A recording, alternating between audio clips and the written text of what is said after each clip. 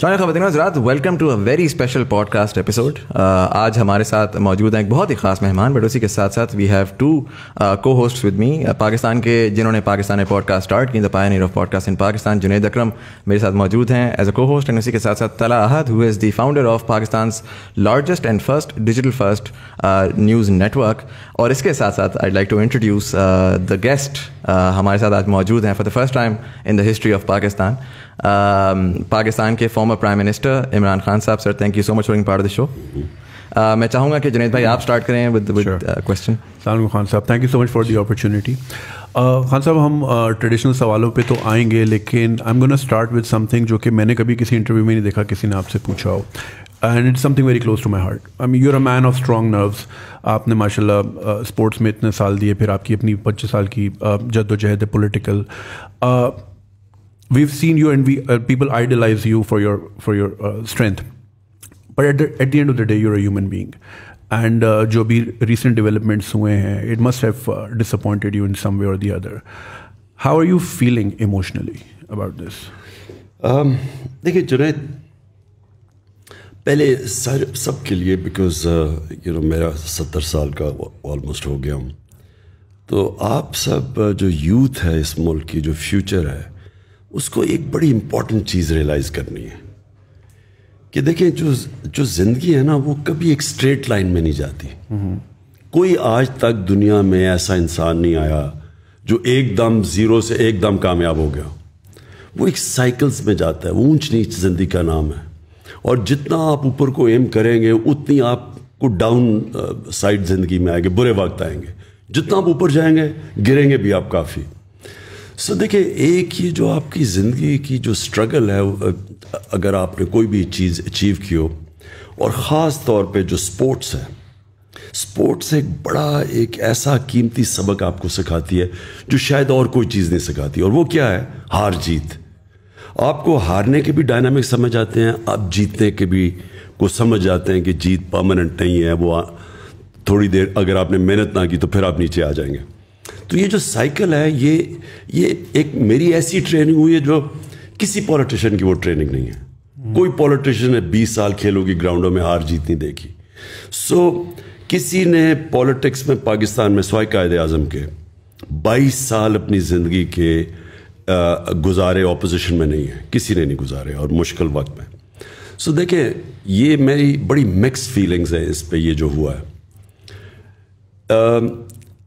एक के इतनी बड़ी बाहर की साजिश हुई, और वो साजिश के को कामयाब करने के लिए पाकिस्तान में जो मीर जाफ़र और मीर सादिक, उन्होंने पूरा साथ दिया उनका, और सब ने मिल के एक इलेक्टेड गवर्नमेंट को गिराया जो 22 करोड़ लोगों की इलेक्टेड जो रिप्रेजेंट करती थी।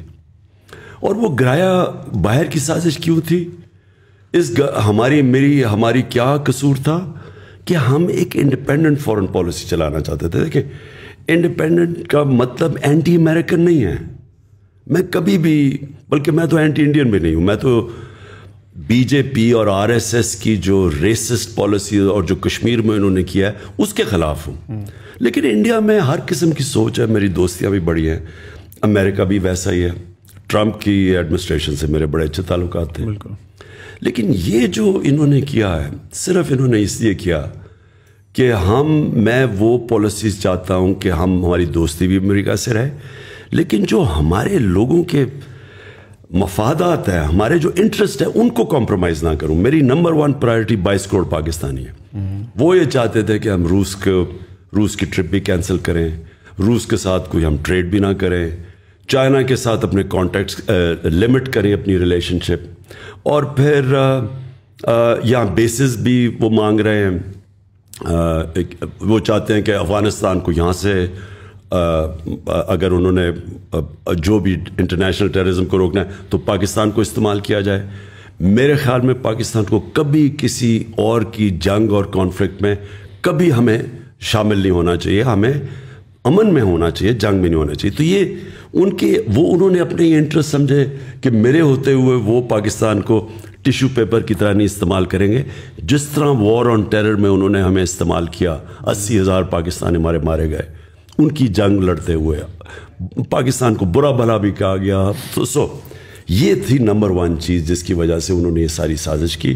ان کو مل گئے یہاں ریسیپٹیو لوگ, اور ان لوگوں کے اندر وہ تھے جنہوں نے, اور یہ بائی دی وے یہ ماڈل اگر آپ فالو کریں جو انہوں نے پرائم منسٹر مصدق کو ایران میں گرایا تھا, تو وہ ایگزیکٹلی یہی چیزیں تھیں. پہلے انہوں نے پیسے چلائے میڈیا پہ, اس کو برا بھلا کیا, پھر انہوں نے مصدق کی جو پارٹی کے اندر پولیٹیشنز تھے ان کو خریدا, پھر جو اپوزیشن تھی اسے ڈیمونسٹریشنز کروائیں, جس طرح انہوں نے لانگ مارچ وغیرہ کی, وہ وہی ماڈل تھا. اور ایونچولی پھر پہلے سازش ہوئی اور پھر مداخلت کی. لیکن جو مجھے خوشی ہوئی وہ, اب یہ میں نے مکس فیلنگز کہا, میں نے کبھی پاکستانی قوم کو اس طرح اکٹھے ہوتے نہیں دیکھا.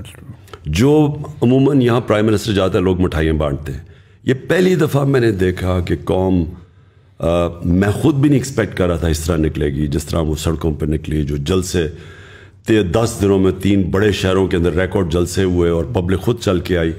تو ایک طرح مجھے خوشی یہ ہے کہ میں اب دیکھ رہا ہوں کہ ہم ایک قوم بننے جا رہے ہیں. انفارچونیٹلی ابھی تک ہم قوم نہیں بنے, ہم بٹے ہوئے ہیں لوگوں میں, حصوں میں, فرقوں میں, صوبوں میں,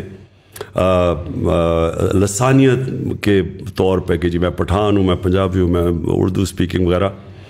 اس کے اندر میں پہلی دفعہ دیکھ رہا ہوں کہ اس ساری قوم کے اندر ایک غصہ آیا, اور ساری قوم نے یہ فیل کیا کہ ایک تو انہوں نے ہمارے ملک میں مداخلت کر کے ایک الیکٹڈ گورنمنٹ گرایا, لیکن سب سے زیادہ لوگوں کو غصہ ہے کہ اس کے کرپٹ ترین لوگ جو 30 سال سے اس ملک میں چوری کر رہے تھے, جن کے اوپر کیسز تھے, 60% لوگ ضمانت پہ ہیں کیبنٹ جن کو انہوں نے مسلط کیا, جو شریف خاندان ہے وہ یا ضمانت پہ ہے یا کنوکٹڈ ہے, ان کو اوپر مسلط کر دیا. تو یہ ڈبل غصہ ہے لوگوں کو کہ ایک تو ان کی باہر سے امریکہ نے جو مداخلت کی, دوسرا یہ چور مسلط کر دیا, اور تیسرا جو پولیٹیکل لوگوں نے اپنے آپ کو بیچا, یعنی 20-25 کروڑوں پہ بیچ کے جنہوں نے جا کے گورنمنٹ گرائی, ابھی تک کوئی عدالت نے ان کے کیس ایکشن نہیں لیا. دیکھیں نا, عدالت نے سو موٹو ایکشن بھی لے لیا, 12 بجے عدالتیں بھی کھول دی, لیکن جن لوگوں نے اپنے آپ کو بیچا ان کے اوپر کوئی ایکشن نہیں لیا جا رہا.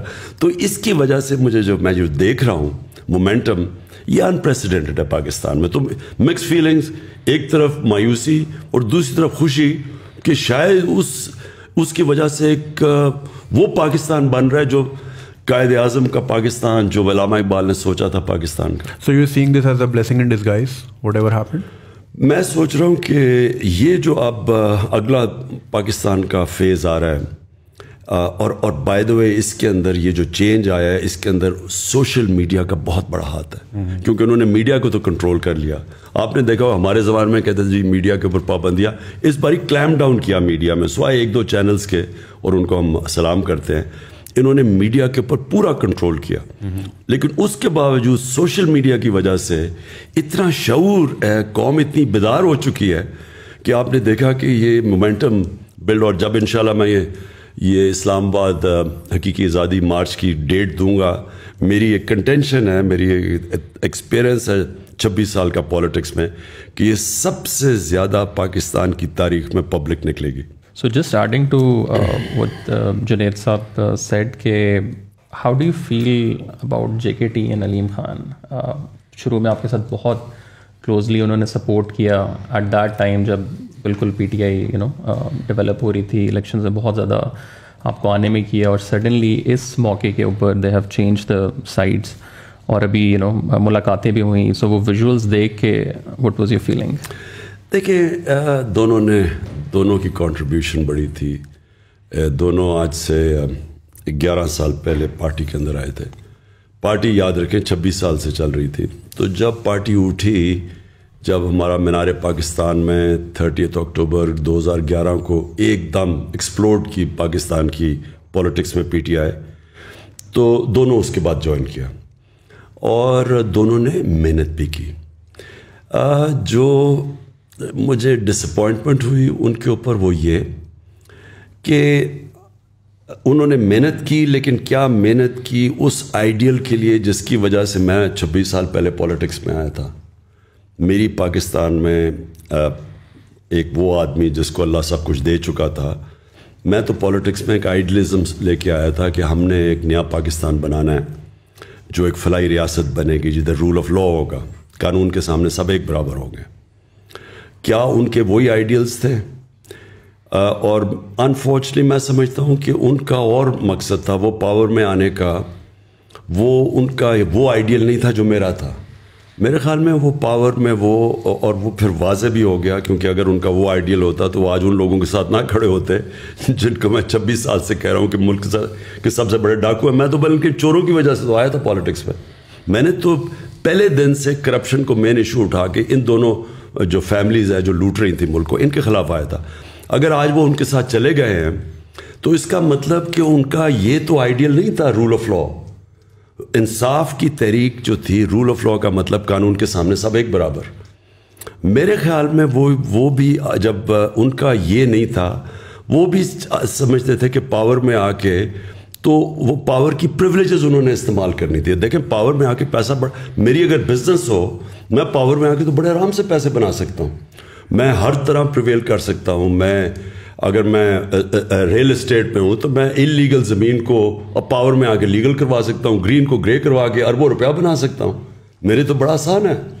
آج اگر مثلا ملک ریاض پاور میں آ جائیں تو ملک ریاض تو دنیا کے سب سے امیر آدمی بن سکتے ہیں, کیونکہ پاور میں تو آپ کے پاس سب اپرچونیٹیز ہیں. سو بزنس اگر آپ نے کرنی ہے تو آپ علیحدہ رہیں. میری نظر میں اگر پالیٹکس کرنی ہے تو ایک ہائر آئیڈیل کے لیے آئے. میں نہیں ابھی اپنے لیے بنا سکتا تھا. نواز شریف نے جتنی دیر میں نے پرائم منسٹر رہا ہوں, نواز شریف تب تک 18 فیکٹریاں بنا چکا تھا. نیشنلائز بینک سے پیسے لے کے فیکٹریاں بنائی اور پھر وہ قرضے معاف کروا لیے. تو یہ تو چوری ہے, یہ بزنس نہیں ہے. تو میں سمجھتا ہوں کہ جو پاور میں آئے, اور انشاءاللہ اب جس کو میں ٹکٹ دوں گا اپنی پارٹی کے اندر, میں اس سے پہلے پلیج لوں گا کہ اگر آپ کوئی بزنس کرنا چاہتے ہیں پاور میں نہ آئیں. اگر آپ پاور میں آتے ہیں تو یہ نہ سمجھنا کہ میں آپ کی بزنس کو فائدہ کرواؤں گا انلیگلی. تو انفارچونیٹلی جہانگیر کا پھنس گیا ایشو وہ چینی کی, جب قیمتیں اوپر گئیں تو جب شوگر مافیا کے اوپر پہلی دفعہ انکوائری بٹھائی تو ادھر ڈفرینسز آ گئے. علیم خان کا یہ ہے کہ انہوں نے 300 ایکڑ زمین لے لی راوی کے اندر, وہ لیگل کروانا چاہتے تھے, اور راوی کے بیڈ کے اوپر انلیگل ہے زمین. پلس ان کے کیسز نیب میں بھی تھے, ان کے کیسز یہ پینڈوراز پیپر میں بھی ان کا نام آ گیا. تو وہ میرے خیال میں وہ میرے سے ایکسپیکٹ کرتے تھے کہ جب میں, کیونکہ ہم پاور میں ہیں تو ہم وہی چیزیں کریں جو نواز شریف اور یہ زرداری کرتے آئے ہیں کہ پاور میں آ کے سارے غلط کام جائز کروا دیں. تو ڈفرینسز ادھر سے ہوئے ہیں, اور اب وہ جدھر چلے گئے ہیں کلیئرلی یہ ہے کہ ان کے لیے کرپشن کوئی ایشو نہیں ہے. تھوڑا سا میں اس کو اگر زوم ان کروں, ظاہر آپ نے ایک بڑے لیول پہ تو آپ نے کہا کہ like there is a foreign conspiracy, اور ایک یہ کہ باہر کی سازش ہے جس کے اندر جو ہے وہ دوسرے ملک ملوث ہیں. اگر میں لیکن تھوڑا زوم ان کروں پالیٹیشینس کو, چلے آئی انڈرسٹینڈ آپ کی پالیٹکس بھی یہ رہی ہے کہ politicians have been corrupt in Pakistan and it's easily believable as well. But then we saw کہ انسٹیٹیوشنز میں بہت ساری چیزیں ہوئیں. ہم نے دیکھا رات کو عدالت بھی کھلی, ہم نے اور بہت ساری چیزیں دیکھی. ہم ٹویٹر پہ جاتے ہیں تو people are very aggressive towards institutions these days. آپ کا اس کے بارے میں اگر میں تھوڑا سا آپ سے پوچھوں کہ زوم ان کر کے, how do you feel about the judiciary and the establishment جو کنونشنل اسٹیٹس کو کنسیڈر ہوتی ہے؟ دیکھیں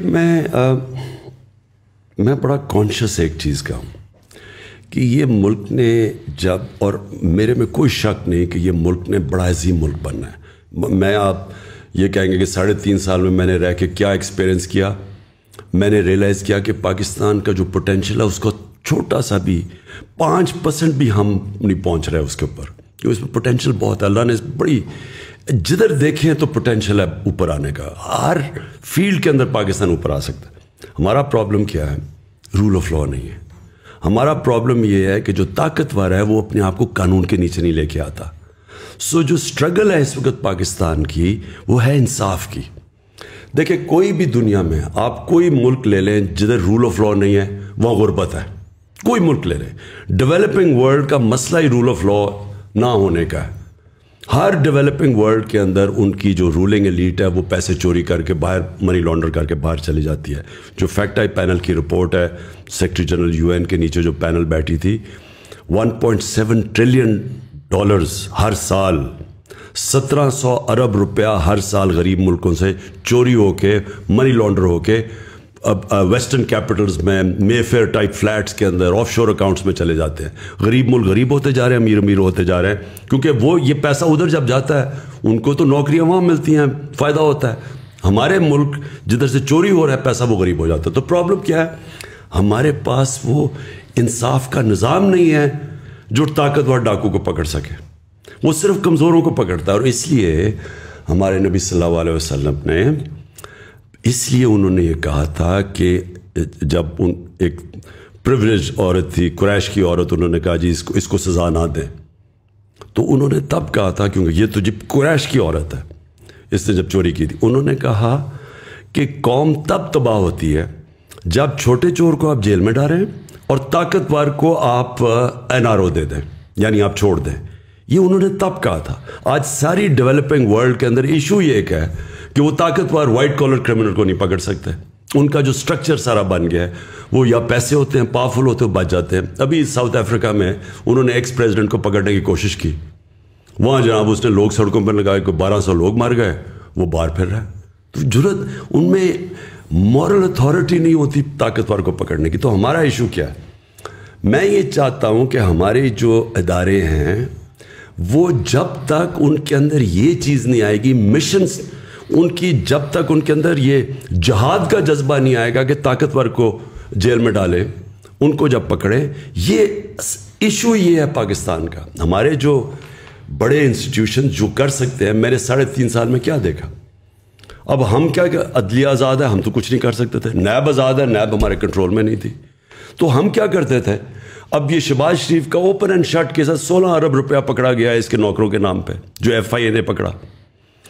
ہم وہ اس کو کنوکٹ ہی نہ کروا سکیں. یہ سال پہلے انگلینڈ میں ہوتا, ابھی تک 1.5 سال پہلے یہ جیل میں ہونا تھا. وہ کبھی اس کی کمر میں درد ہے, کبھی وہ بینچ ٹوٹ جاتا تھا, کبھی کچھ. ہمارا جو انصاف کا نظام تھا وہ پکڑتا ہی نہیں تھا اس کو. یہ ساروں کے جو کیس ہیں, ایک میں مزامل کمپلیٹ کر لوں. 95% جو کیسز ہیں نیب کے اندر وہ ہمارے زمانے کے پہلے سے ہیں. اس 3.5 سال میں وہ کنوکٹ نہیں ہو سکے. سو یہ آپ کو کیا چیز سامنے آتی ہے؟ سامنے ہی آتی ہے کہ ہمارے اداروں میں کیپبلٹی نہیں ہے اور ول نہیں ہے پکڑنے کی.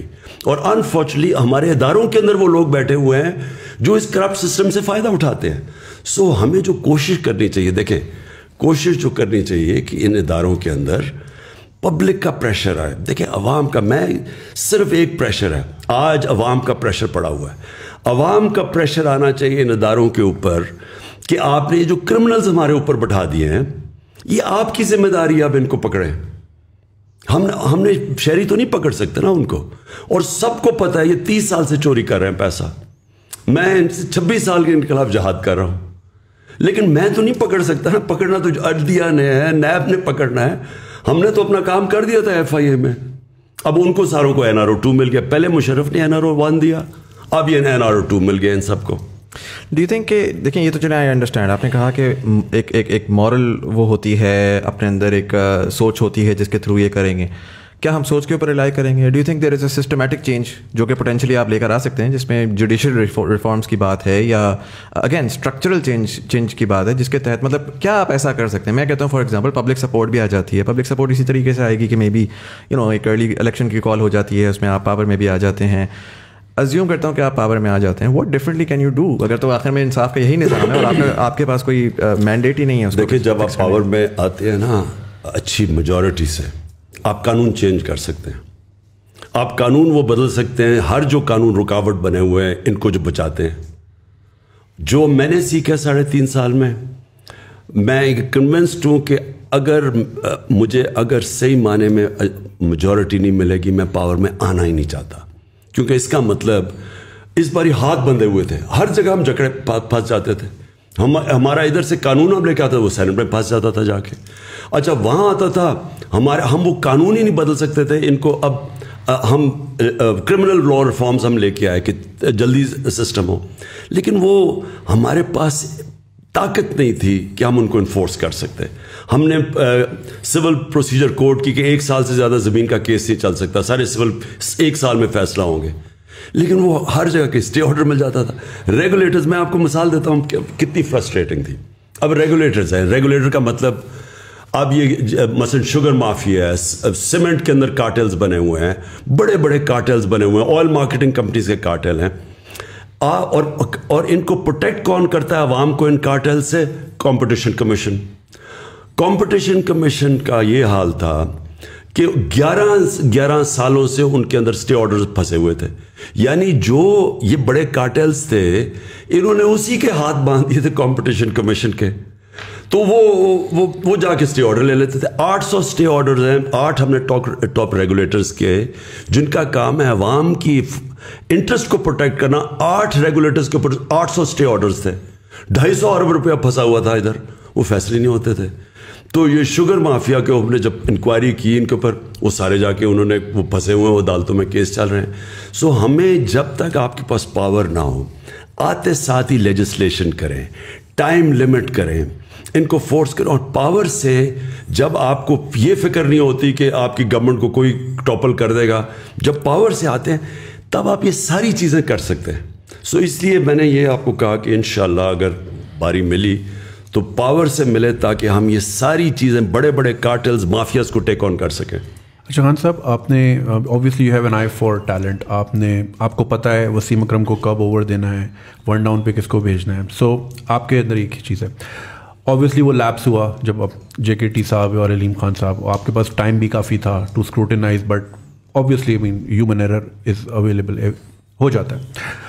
اگر ابھی آپ ارلی الیکشن میں جاتے ہیں, so do you think you have enough time 3 مہینے میں کہ آپ اس طرح کے سچے اور کھرے لوگ بھی ڈھونڈ پائیں اور آپ کو پھر الیکٹیبلس کی طرف نہ جانا پڑے, کیونکہ پھر اس کے بعد آپ دوبارہ پھر ویسے ہی بلیک میل ہوں گے جس طرح ابھی اس بار ہوا. تو ڈو یو تھنک 3 مہینے کا time is enough to find those candidates اور پھر ان سے پلیج لینا یا ان کی اسکروٹنائز کرنا؟ دیکھیں, جو میں پھر سے کہتا ہوں, جو 3.5 سال آئی میری زندگی کا سب سے مشکل سال تھے, لیکن ان میں سب سے زیادہ میں نے زندگی میں سیکھا گورنمنٹ کی ورکنگ کیا ہے, بیوروکریسی میں پازیٹیو نیگیٹیوز کیا ہے, کیا ہمارا جو سب سے بڑا پرابلم ہے کہ کی منسٹریز کے اندر ہمارے پاس ایکسپرٹس نہیں ہیں, اور ایکسپرٹس جب تک آپ پہلے نہ لے کے آئے ہیں, جو سسٹم ایسا بنا ہوا ہے, ہم نے جب کوشش بھی کی کئی ایکسپرٹس لانے کی, وہ ایک پورا مافیا بیٹھا ہوا تھا اندر کی منسٹریز میں جو ان کو اندر ہی نہیں گھسنے دیتا تھا, وہ چھوڑ کے چلے جاتے تھے. پھر نیب کے پرابلمز ہو گئے, نیب کے اندر کئی انہوں نے ایسے کیسز کیا کہ جو باہر سے اب جب اسپیشلسٹ لانا چاہتے تھے وہ ڈر کے ہی نہیں آتے تھے, کیونکہ نیب کے کیسز وہ بھی عجیب, وہ بھی ایک اور پرابلم تھا. یہ ساری چیزوں کی ہم نے اب دیکھا, تو ہمیں باہر سے کئی ایریاز میں کی منسٹریز میں ایکسپرٹس ابھی سے ہی ہم وہ ان کو ڈھونڈ رہے ہیں کہ ہم جب آئیں تو ہمارے پاس ایکسپرٹس ہو. ہمارے پاس وہ ایکسپرٹیز نہیں ہے. آئی ٹی جو ہے اب یہ کتنی بڑی چیز ہے, یہ اس کے اندر یعنی ہندوستان کی 140 ارب کی ایکسپورٹس ہیں, اور انہوں نے 1 ارب سے شروع ہوئے تھے 20 سال پہلے, آج 140 ہے. ہمارا ذرا ہم نے آ کے پہلی 75% انکریز ہماری آئی ٹی ایکسپورٹس کے ہوئی ہیں ہمارے 2 سالوں میں, صرف ہم نے ریگولیشن. لیکن اس کے لیے بھی آپ کو ایکسپرٹس چاہیے. دنیا پاکستانی سلیکن ویلی میں ایسے پاکستانی ہیں جن سے ہماری بات چیت چل رہی ہے. سو دیرفور کئی منسٹریز میں آپ کو پروفیشنلز اور ایکسپرٹس باہر سے لانے پڑیں گے, اندر ایگزسٹ نہیں کرتے, نمبر 1. نمبر 2, اپنے اندر وہ لوگوں کو ہم ابھی سے سوچ رہے ہیں ٹکٹ, جو لوگوں کی کمٹمنٹ ہی نہیں ہے, صرف پاور میں آتا ہی صرف ذاتی مفادات کے لیے ہیں, ان کو تو ہم صفایا کریں گے. اب تو چاہے ہار بھی جائیں الیکشن, ان کو تو ہم نے ٹکٹس نہیں دینے. ٹکٹس دیں گے وہ لوگ جو کہ کمیٹڈ ہیں, جن کی کوئی آئیڈیلزم ہے, کم از کم کور ہمارے پاس ہو جو آئیڈیلسٹک ہے. وہ ہم نے ابھی بھی فیصلہ کیا کہ ہم نے ٹکٹس ان لوگوں کو دینے. اور سب سے بڑی بات یہ دیکھیں, جب آپ کے پاس, اور جو ہم نے چیزیں سیکھ لی ہیں پارلیمنٹری ڈیموکریسی میں, اگر آپ کے پاس میجورٹی نہیں ہے, صحیح میجورٹی, اور آپ آرام سے پارلیمنٹ کو نہیں چلا سکتے اور گورن نہیں کر سکتے, آپ کبھی بھی ریفارمز نہیں کر سکتے. جو ہمارے پاس ایک کولیشن گورنمنٹ اور تھوڑی سی اکثریت سے تھی, اس کا سب سے بڑا پرابلم یہ تھا کہ ہم ہر وقت ونربل تھے کہ گورنمنٹ چلے گی یا نہیں. ہر بجٹ کے اوپر ہمیں مصیبت پڑ جاتی تھی کہ جی نمبر پورے ہوں گے یا نہیں ہوں گے. ہمارا سسٹم ایسا بنا ہوا ہے سینٹ کے الیکشنز کا کہ وہاں پیسے چلتے ہیں. ہاں, یہ جو الیکشن کمیشن بیٹھا ہوا ہے, سپریم کورٹ میں ہم گئے, اس نے موقع دیا سپریم کورٹ نے کہ سینٹ کے ووٹ کو ویریفائبل کر دو تاکہ یہ پیسہ نہ چلے. پتہ تو چلے کہ ووٹ, کیونکہ سیکرٹ بیلٹ ہے اس میں بک جاتے ہیں لوگ. وہ الیکشن کمیشن ریجیکٹ کر دیا. یوسف رضا گیلانی کا بیٹا پیسے دیتے ہوئے پکڑا گیا, اس نے اس کو چھوڑ دیا. تو ہمارا جو سسٹم بن چکا ہے نا, وہ سسٹم ہی کا انکریج کرتا ہے کرپشن. یہ سب چیز ختم ہوگی جب آپ کے پاس اکثریت ہو, بھاری اکثریت ہو. خان صاحب, دوسرا آپ کو کیا لگتا ہے کہ اسٹیبلشمنٹ کے ساتھ واٹ وینٹ رانگ, مطلب پورا بیانیہ جو پچھلے 3-4 سال میں ہم لوگ سن رہے تھے کہ پہلی دفعہ فوج اور حکومت ایک پیج کے اوپر ہے, اور پچھلے 3-4 مہینے تک بھی یہی والی چیز تھی. سو اچانک آپ کے خیال سے کوئی ایسا ایونٹ ہوا ہے جس کی وجہ سے چیزیں فلپ ہوئی ہیں؟ آپ کو پرسنلی کیا لگتا ہے؟ دیکھیں, ایک چیز کہا جاتا ہے کہ جی وہ جنرل فیض کے اوپر سارا کچھ کوئی بدمزگی ہوئی ہے. میں پہلے کلیئر کر دوں, یہ اور وہ سارا کہ جی آرمی چیف بنانا چاہتا ہے عمران خان جنرل فیض کو, یہ ادھر سے شروع ہوا. دیکھیں, یہ جو آرمی چیف نواز شریف اپنا بنانا چاہتا تھا اور اس نے بنائے بھی, اور پھر آپ کو سب کو پتہ ہے کہ کیا ہوا, اس نے آرمی چیف سیک بھی کیا, اس نے پھر وہ جنرل مشرف کا, وہ جنرل ضیاء کا, اس نے اس کو اپوائنٹ کر دیا, پھر وہ کو ہو گیا. یعنی یہ جنرل پہلے نواز شریف کا مسئلہ کیا تھا, کیوں وہ سارا وقت اس کی آرمی چیف سے لڑائی رہتی تھی؟ کیونکہ وہ آرمی کو کنٹرول کرنا چاہتا تھا, وہ آرمی کو پنجاب پولیس بنانا چاہتا تھا. وہ کیوں بنانا چاہتا تھا؟ کیونکہ اس نے سارے پاکستان کے اداروں کو کنٹرول کر لیا تھا. سارے پاکستان کے جو ادارے جو اس کو چیک کر سکتے تھے, FBI تھی, نیب تھی, یہ سب اس کے کنٹرول میں تھے. عدلیہ کو بھی وہ کنٹرول کر کے بیٹھا ہوا تھا. جب ایک چیف جسٹس اس کے کنٹرول میں نہیں تھا تو ڈنڈوں سے اس نے سپریم کورٹ کے اوپر حملہ کیا تھا, جسٹس سجاد علی شاہ کے, اور پھر پیسے دیتا تھا ججز کو. جو کوئٹہ بینچ کو پیسہ چلا, وہ سارا جسٹس سجاد علی شاہ نے اپنی کتاب میں لکھا ہوا ہے کہ کیسے وہ جا کے رفیق تارڑ اور شہباز شریف نے جا کے جج خریدے کوئٹہ کے اندر. یہ سارا تاریخ کا حصہ ہے. اس کا پرابلم کیا ہوتا تھا کہ فوج ایک ادارہ تھا جس کو وہ کنٹرول نہیں کر سکتا تھا, تو اس کی کوشش ہوتی تھی اپنا آرمی چیف بٹھانے کی, کیونکہ اس کا ڈر یہ ہوتا تھا کہ وہ ایک کمپلیٹ پاور چاہتا تھا. اور دوسرا, وہ جو چوری کر رہا تھا پاکستان کا پیسہ, منی لانڈر کر کے باہر بھیجتا تھا, وہ فوج کو پہلے پتہ چل جاتا تھا, کیونکہ ISI کے پاس ساری رپورٹ آ جاتی تھی, تو اس سے وہ ونربل فیل کرتا تھا, اس لیے کنٹرول کرتا تھا. میرا کبھی نہ فوج سے کوئی ایشو ہوا ہے, کیونکہ میں نے نہ کبھی مداخلت کی ہے, نہ میں نے کبھی سوچا کہ میں کبھی اپنا آرمی چیف لے کے آؤں. یہ میرا ہمیشہ فوج کا کہ میں یہ سمجھتا تھا کہ فوج کے ادارے کو مضبوط ہونا چاہیے. میں چاہتا تھا کہ پولیس کا ادارہ مضبوط ہو, میں جوڈیشری کے ادارے کو مضبوط چاہتا ہوں. میں نے کبھی جوڈیشری میں کوئی مداخلت نہیں کی. میں نے پولیس سے کبھی کسی پولیس جتنے بھی IGs آئے ہیں پنجاب کے, KP کے, ہمارے نیچے, کسی سے پوچھیں, ایک کو میں نے نہیں کہا انتقامی کارروائی کرو, جھوٹے پیپرز بناؤ. سندھ کے اندر سب کے اوپر جھوٹی FIRs ہے. ابھی انہوں نے ہمارے اوپر جھوٹی FIR پھر بنا دی ہے, پہلے انہوں نے بنائی تھی. مجھے ایک آدمی بتائیں جس کے اوپر ہم نے کوئی جھوٹی FIR اپنے زمانے, کیونکہ جب آپ پولیس سے غلط کام کرواتے ہیں وہ اپنے بھی کرتی ہے. بیوروکریسی کے کبھی کوئی مجھے کہے کہ میں نے بیوروکریٹ کو کہا کہ تم غلط کام کرو, کیونکہ ملک چلتے ہیں مضبوط اداروں پہ. لہٰذا میرے کبھی بھی خیال نہیں تھا کہ میں فوج کے اندر انٹرفیئر کروں. میرا صرف ایک ایشو تھا, مجھے یہ پتہ چل گیا تھا ایک کہ یہ افغانستان کے اندر, میں پچھلی گرمیوں کی بات کر رہا ہوں, کہ افغانستان میں پاسبلٹی سول وار کی.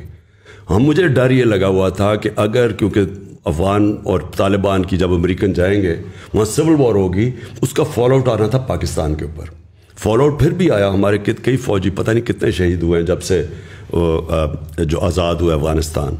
تو میں چاہتا تھا کہ اس وقت جو ہمارے ISI کا چیف تھا وہ 5 سال سے تھا, میں چاہتا تھا کہ یہ سردیوں میں جو سب سے ہمارا مشکل ٹائم ہے اس کو ہونا چاہیے. سیکنڈلی مجھے پتہ چل گیا تھا یہ پوری انٹریگ کر رہے ہیں نون لیگ والے, اور یہ ان کی پوری کوشش تھی یہ ساری سردیوں میں یہ جو انہوں نے کیا ہے. یہ پچھلی مجھے جولائی سے پتہ چلنا شروع ہو گیا تھا کہ انہوں نے پورا پلان بنایا ہوا گورنمنٹ کرانے کا. تو میں نہیں چاہتا تھا کہ ہمارا جو انٹیلیجنس چیف چینج ہو جب تک کہ سردیاں نہ نکل. میں نے تو اپنی کیبنٹ میں تو یہ اوپنلی کہا تھا, یہ چھپی بات نہیں ہے. میں اوپنلی یہ کہہ رہا تھا کہ جب مشکل وقت ہے تو آپ اپنا مین جو آپ کا انٹیلیجنس چیف ہے اس کو چینج نہیں کرتے, کیونکہ اسی وہ آئیز اور ایئرز ہے گورنمنٹ کی. تو یہاں یہ چلا گیا, یہ تاثر یہ دیا جا رہا ہے کہ میں وہ اس لیے اسے رکھ رہا تھا, میں جنرل فیض کو آرمی چیف بنانا چاہتا تھا.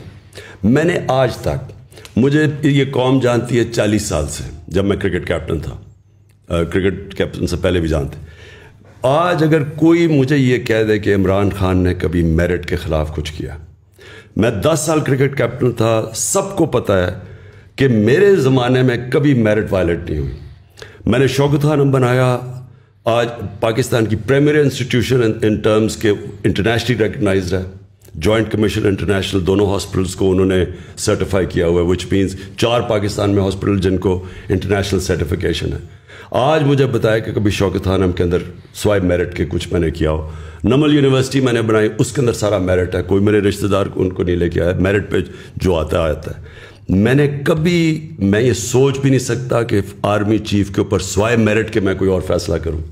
میرا تو کوئی انٹرسٹ ہی نہیں ہے, مجھے تو کوئی اپنی کرپشن نہیں چھپانی, مجھے تو کسی سے کوئی خوف نہیں ہے. میں تو چاہوں گا کہ میری فوج کا ادارہ مضبوط ہو. تو یہ پھر پھیلایا گیا کہ عمران خان اپنا آرمی چیف لانا چاہتا ہے اور جنرل فیاض, یہ بعد میں ساری چیزیں کہیں گئی ہیں. میرے ذہن میں یہ کبھی نہیں تھا. لیکن آپ کو لگتا ہے کہ اس کے علاوہ بھی کوئی بات ہوئی ہے جو ابھی تک پبلکلی نہیں آئی؟ مطلب بہت سے لوگ کہتے ہیں کہ جی پی ٹی آئی گورنمنٹ جو تھی وہ فورن پالیسی کنٹرول کر رہی تھی, وہ یہاں سے نہیں ہونی چاہیے, وہ وہاں سے ہونی چاہیے. دیکھیں, میں نے تو جب سے آج سے چھوڑے 26 سال پہلے جب میں پولیٹکس شروع کیا ہے, تو میں نے تو کبھی اپنی جو میری اسٹیٹڈ ایم تھا فورن پالیسی کا, اس سے کبھی میں پیچھے نہیں ہٹا. میرا ہمیشہ یہ تھا کہ پاکستان ایک خوددار قوم ہے, لا الہ الا اللہ کا اس کا نعرہ ہے, یہ کبھی اس کو کسی قوم کے سامنے جھکنا اور غلامی نہیں کرنی چاہیے. آپ میرے 26 سال پہلے ساری اسٹیٹمنٹس پڑھ لیں. میں نے 26 سال پہلے کہا تھا کہ میں نہ کبھی کسی کے سامنے جھکا ہوں, نہ کبھی قوم کو جھکنے. 26 سال سے میں ایک ہی چیز کہہ رہا تھا. میں نے وار آن ٹیرر کو سارا وقت اپوز کیا, کیونکہ ہم کسی کی جنگ لڑ رہے تھے. میں اکیلا آدمی تھا جو ساری جگہ اس کے خلاف. امریکہ میں جا کے میں نے کہا, ایشین سوسائٹی میں جو امریکہ کیا, اس کے اندر تھنک ٹینکس میں میں نے جا کے ایک ہی بات کی کہ یہ پاکستان کی جنگ نہیں تھی, ہم نے اپنی قربانی دی ہے. ہمیں امریکہ کی جنگ کے اندر ہم نے اپنے ملک کو قربان کیا ہے, لوگوں کو 80,000 اپنے لوگ قربان کیے. ملک کے کوئی نہیں بات کرتا قبائلی علاقہ کے لوگوں سے کیا گزرا ہے, سارا قبائلی علاقہ ہم نے ڈیوسٹیٹ کیا. تو میں ہمیشہ چاہتا تھا کہ پاکستان ایک آزاد ملک ہو, خوددار ملک ہو, اس کی فورن پالیسی آزاد ہو, ہم IMF کے غلام نہ بنیں, اور یہ کبھی چینج نہیں ہوا. تو میں نے تو جو اپنی فورن پالیسی تھی اسی کے مطابق رکھی. ہمارا انٹرسٹ کیا ہے؟ چائنا ایمرجنگ دنیا کی اکنامک اسٹرینتھ ہے, ہمیں چائنا کے ساتھ ہمیشہ اچھے تعلقات, ہمارا نیبر بھی ہے, ہمارے ٹریڈیشنل تعلقات ہیں.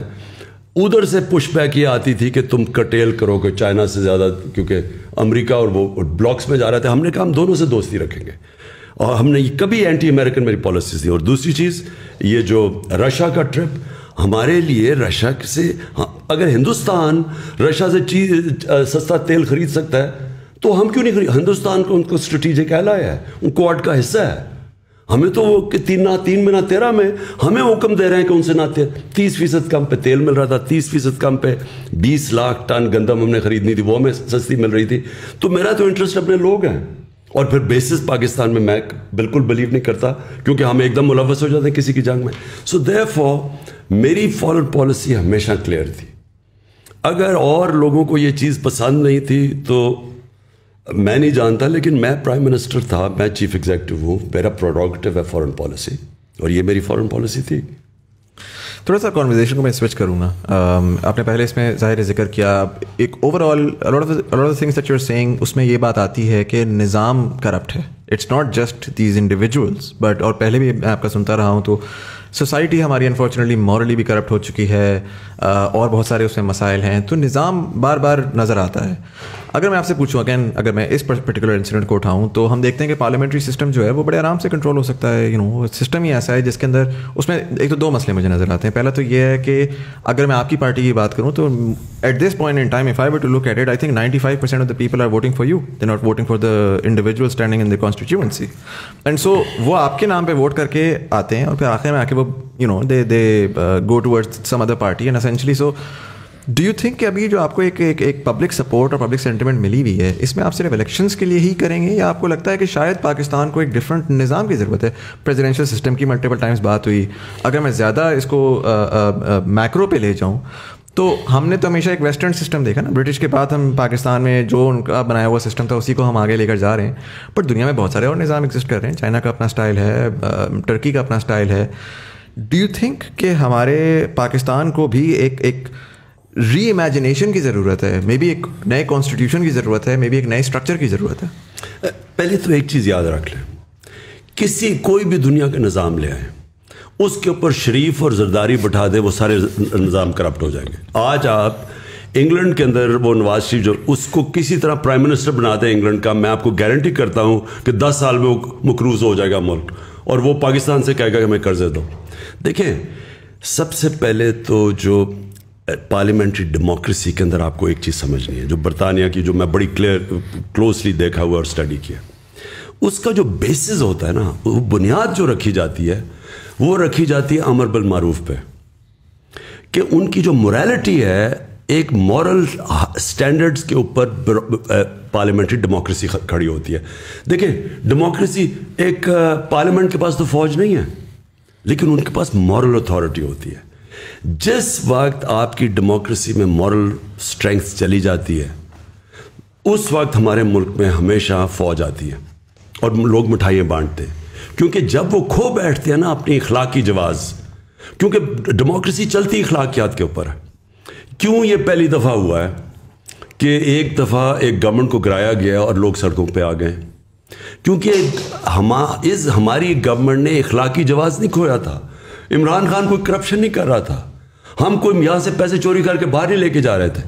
اس لیے لوگوں کو ایک غصہ آیا کہ باہر کی مداخلت اور اندر سے میر جعفروں نے گرا دی, اس لیے پبلک نکلی. تو نمبر 1 ایک چیز پلیز یہ یاد رکھ لیں کہ ویسٹ منسٹر ڈیموکریسی اس لیے چلتی ہے کہ وہاں تصور ہارس ٹریڈنگ کا نہیں ہے. کوئی سوچ نہیں سکتا کہ وہ اپنی ووٹ بیچے گا. ان کی مورل سٹینڈرڈ اتنی آئے ہیں. وہاں ایک ایکسپینسز کا کیس چلا تھا برٹش پارلیمنٹ میں, 4-5 ہزار پاؤنڈ کے اوپر 8-8 10 لاکھ روپے کے ایکسٹرا ایکسپینسز پہ 3 سال کی پارلیمنٹرینز کو جیل دی. اور جج جب جیل میں کہہ رہا تھا تو ان کو اس نے کہا کہ میں تمہیں اس لیے جیل رہا ہوں کیونکہ تم پارلیمنٹ پبلک ریپرزینٹیٹیوز ہو, تمہارا جو مورل سٹینڈرڈ ہے وہ عوام سے زیادہ اوپر ہے. تو اس نے ان کو 3 سال کی جیل ڈال دی. سب سے پہلے یہ یاد رکھیں کہ جو ہمارا ظلم ہوا ہے نا, ہمارا سارا سسٹم ہے, ہمارے اوپر جب کرمنلز آ کے بیٹھ گئے, انہوں نے سارے سسٹم کو پہلے تو ڈسٹروائے کیا. کیونکہ میں کیسے چوری کروں گا اگر نیب انڈیپینڈنٹ فنکشن کر رہی ہے, اگر FBR انڈیپینڈنٹ, FIA قانون کے مطابق چل رہی ہے, میں نہیں کر سکتا. تو مجھے پہلے ان کو اپنے لوگ بٹھا کے ان کو ختم کرنا. اب یہ FIA کو ختم کر رہا ہے نا, 16 ارب کے کیسز ہیں شہباز شریف کے اوپر. آتے ساتھ ہی جو لوگ انویسٹیگیٹر سب کو فارغ کر کے اپنے لوگ اوپر آ کے بٹھا دیے, اب اپنے کیسز صاف کرے گا. اب FIA اس کے بعد کیا کرے گی؟ FIA کی ساری جتنی FIA کی کمپٹنس کریڈیبلٹی ختم ہو جائے گی. اب FIA ایک ٹول بن جائے گا لوگوں کے اوپر جھوٹے کیسز کرنے کا, جو کر رہے ہیں اب ہمارے اوپر. تو نمبر 1 پلیز ایک چیز یہ دیکھیں, میں جو لوگوں کو اس وقت نکالوں گا انشاءاللہ, لوگوں کو میں نے ایک چیز بتانی ہے. جو مدینہ کی ریاست کی بنیاد رکھی گئی تھی ہمارے نبی صلی اللہ علیہ وسلم میں, وہ امر بالمعروف پہ تھے.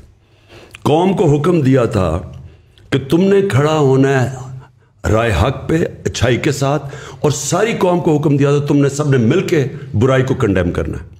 یہ آج آپ اسکینڈینیویا میں چلے جائیں, آج آپ سوئٹزرلینڈ میں چلے جائیں. سوئٹزرلینڈ میں یہ حال ہے کہ آج آپ سڑک پہ چلتے چلتے کاغذ پھینک دینا سڑک پہ, جو شہری ہوگا وہ آ کے کہے گا کہ آپ نے یہ کیا کیا. شہری آپ کے اوپر کہیں گے کہ آپ نے غلط کام کیا ہے. یہ امر بالمعروف تھا. یہ مدینہ کی ریاست اس پہ کھڑی ہوئی تھی. ہمارے ادارے کہتے ہیں کہ جناب ہم نیوٹرل ہیں. نیوٹرل کی اللہ نے اجازت ہی نہیں دی کسی کو. آپ یا حق کے ساتھ کھڑے ہیں یا باطل کے ساتھ کھڑے ہیں, آپ نیوٹرل نہیں ہو سکتے. تو یہ کہنا, آپ دیکھ رہے ہیں بڑے بڑے ڈاکو آ کے اوپر بیٹھ گئے ہیں اور کہ جی میں تو نیوٹرل ہوں. نیوٹرل انسان کو اللہ نے اجازت نہیں دی. آپ جب اگر آپ حق اور باطل کی جنگ میں آپ نیوٹرل ہو جائیں, اس کا مطلب آپ باطل کا ساتھ دے رہے ہیں. اس پہ اگر میں جو پرٹیکولرلی لاسٹ بات ہے آپ کی, کہ اگر آپ ادارے نیوٹرل ہیں, نظام کرپٹ ہے, اوپر آ کے یہ دوسری ایک گورنمنٹ ہے, آپ کہہ رہے ہیں کہ وہ آ کے اپنے بندے بیٹھا رہے ہیں, ECP کے چیئرمین آپ کہہ رہے ہیں کہ جی اینٹی PTI ہیں. یعنی ECP کا جو الیکشن کمیشن کا جو چیئرمین ہے, یہ اس سے زیادہ بائسڈ آدمی آیا ہی نہیں ہے پاکستان میں. اس سے سب سے بڑی بات میں آپ کو بتاؤں, جب عدالت کے اندر انہوں نے اس نے جا کے اسٹیٹمنٹ دی 7 مہینے سے پہلے میں الیکشن نہیں کروا سکتا, عدالت کو اس دن اس کو فارغ کر دینا چاہیے تھا. کانسٹیٹیوشن کے اندر لکھا ہوا ہے کہ 3 مہینے میں الیکشن کمیشن نے الیکشن کروانے کی تیاری رکھنی چاہیے. 90 ڈیز سے زیادہ اگر گورنمنٹ آج جاتی ہے تو 90 ڈیز میں آپ کو الیکشن کروانا ہے. یہ کس منہ سے کہہ رہا تھا مجھے 7 مہینے دو؟ اس کا مطلب کہ کمپٹنٹ, اس کو اس دن سیک کر دینا چاہیے تھا. اس نے اس لیے کیا کیونکہ اس نے یہ گورنمنٹ کا موقف جو تھا شہباز شریف وغیرہ کا کہ جناب ابھی الیکشن نہیں ہونے چاہیے, تو اس نے ان کا ساتھ دیا ہے. نہیں بٹ سو مائی کوشچن ہے کہ میں کہتا ہوں ٹھیک ہے ECP یا الیکشن کمیشن کے چیئرمین جو ہیں وہ بھی بائسڈ ہیں, آپ کے جو ہیں وہ ادارے بھی نیوٹرل ہیں, پبلک سپورٹ ہے undoubtedly, and we've seen that in جلساز throughout Pakistan as well, and social media کے پہ بڑا ایویڈنٹ ہے. What makes you so sure کہ آنے والی الیکشن جو ہے وہ آپ you even have a fighting chance then, because lot of your supporters are just like کہ یار فائدہ ہی نہیں ہے, یہ تو ٹائمز آیا ہے, یہ تو ٹھیک ہے ہم ساری اپنی نوائز نکال لیں گے, لیکن at the end of the day جب پورا نظام اگر کرپٹ ہے تو what's is it even worth fighting for? نظام میں انسان بیٹھے ہوئے ہیں, وہ سارے انسانوں کے گھروں میں بیوی بچے ہیں, وہ سارا اس وقت جو بیوی بچے ہیں وہ سارے کھڑے ہو گئے ہمارے ساتھ آ کے. یہ جو پبلک ہے ان کے اندر اس طرح اتنا بڑا چینج آیا ہے کہ کوئی بھی نہیں ایکسپیکٹ کر رہا تھا. جو سازش کر رہے تھے وہ یہ ایکسپیکٹ ہی نہیں کر رہا تھا کہ اس طرح پبلک سڑکوں پہ کھڑی ہو جائے گی. انہوں نے تو سوچا تھا مٹھائی بانٹنے کی. انہوں نے کیا انہوں نے ایک کیریکٹر اسیسینیشن پوری کیمپین تیار کی. انہوں نے کرنا کیا تھا, انہوں نے کہنا جیسے اس کو ہٹانا ہے, پہلے تو لوگوں نے کہنا ہے کہ اتنا ان پاپولر ہو گیا کیونکہ انہوں نے میڈیا پہ پوری کیمپین چلائی ہوئی تھی. مصدق کے اگینسٹ پہلے میڈیا پہ کیمپین چلی تھی, پیسے CIA نے پیسے خرچ کر کے کیمپین چلائی تھی. اور جب وہ کیمپین چل پڑی, پھر جب اس کو ہٹانا تھا تو لوگوں نے خوش ہونا تھا, اور پھر اس کی باقاعدہ کیریکٹر اسیسینیشن کرنی تھی جو انہوں نے تیار کی ہوئی ہے کیمپین. یہ ایکسپیکٹ ہی نہیں کر رہے تھے کہ پبلک اس طرح کھڑی ہو جائے گی. تو یہ خود شوق میں, اور یہ بھی نہیں ایکسپیکٹ کر رہے تھے کہ اداروں کے اندر لوگ سارے ہمارے ساتھ کھڑے ہو گئے ہیں. اس وقت اداروں کے اندر ان کے فیملیز سارے آج کھڑے ہیں. میں کیوں سمجھتا ہوں کہ اس وقت جو چینج آئے گا, یہ میں پہلی دفعہ اپنے 26 سال کی پالیٹکس میں, بلکہ اپنی زندگی میں نے کبھی اتنا بڑا چینج جو اب آ رہا ہے میں نے کبھی ایسا نہیں دیکھا. خان صاحب, ابھی آپ مورل اسٹینڈنگ کی بات کر رہے تھے, مجھے تھوڑا چیزوں کو گراس روٹ پہ اس پرسپیکٹو سے دیکھنا مجھے ذرا پریفر کرتا ہوں. مورل اسٹینڈنگ آتی ہے اچھی تربیت سے, اس میں آپ کی ہر چیز انوالو ہو جاتی ہے. آپ کے گھر میں کیا تربیت دی جا رہی ہے, آپ کے اسکول میں, تعلیمی اداروں میں, آپ کے مدرسوں میں, جہاں سے بھی آپ تعلیم لے رہے ہیں. آپ اگر آج دیکھیں جین زی جو ہے, میں ان سے ذرا تعلق بہت کلوزلی کنیکٹڈ رہتا ہوں ان کے ساتھ میں. آپ ٹی وی کے چینلز گھمائیں, پورے 70 چینل جتنے بھی ہیں, آپ کو بچوں کا ایک کانٹینٹ نہیں دکھتا. And I think we owe it to the children, کیونکہ ہم نے اپنی جیسی زندگی گزار لی. یہ آپ جو بھی جد و جہد کر رہے ہیں آپ آنے والی نسلوں کے لیے کر رہے ہیں, رائٹ. وہ کہتے ہیں نا, you never get to experience the shade of the tree that you plant. تو کسی بھی چینل پہ بچوں کا کوئی بھی پروگرام نہیں آتا, اور نہ ہی کوئی سائنس کا پروگرام آتا ہے. کسی زمانے میں نیشنل جیوگرافک اور ڈسکوری آتے تھے ہندی میں, لیکن چونکہ وہ ہندی میں آتے تھے تو وہ ہندو کنسیڈر کیے گئے, وہ بین ہو گئے. بچے مانگتے ہیں انسپریشن. ظاہر ہے بہت سارے بچوں نے آپ کو دیکھا, انسپائر ہوئے, آج وہ ٹیم میں کھیل رہے ہیں, ماشاءاللہ اچھی پرفارمنس کر رہے ہیں. تو جب آپ کے پاس ہیروز بھی نہیں ہوں گے, آپ ان کو کوئی انسپریشنل کانٹینٹ بھی نہیں دکھائیں گے, آپ ان کو چاہے وہ ریلیجیس کانٹینٹ ہو یا سائنٹیفک کانٹینٹ ہو. میری فواد چودھری صاحب سے بھی اس معاملے میں ڈسکشن ہوئی تھی جب وہ منسٹری آف سائنس ہیڈ کرے, تو ان کو آئیڈیاز اچھے لگے, مگر وہ ظاہر بات ہے کہ ہماری جو بھی گورنمنٹ آتی ہے وہ اپنا سارا ٹائم لڑائی میں نکال دیتی ہے, اور وہ کام ہو نہیں پاتا.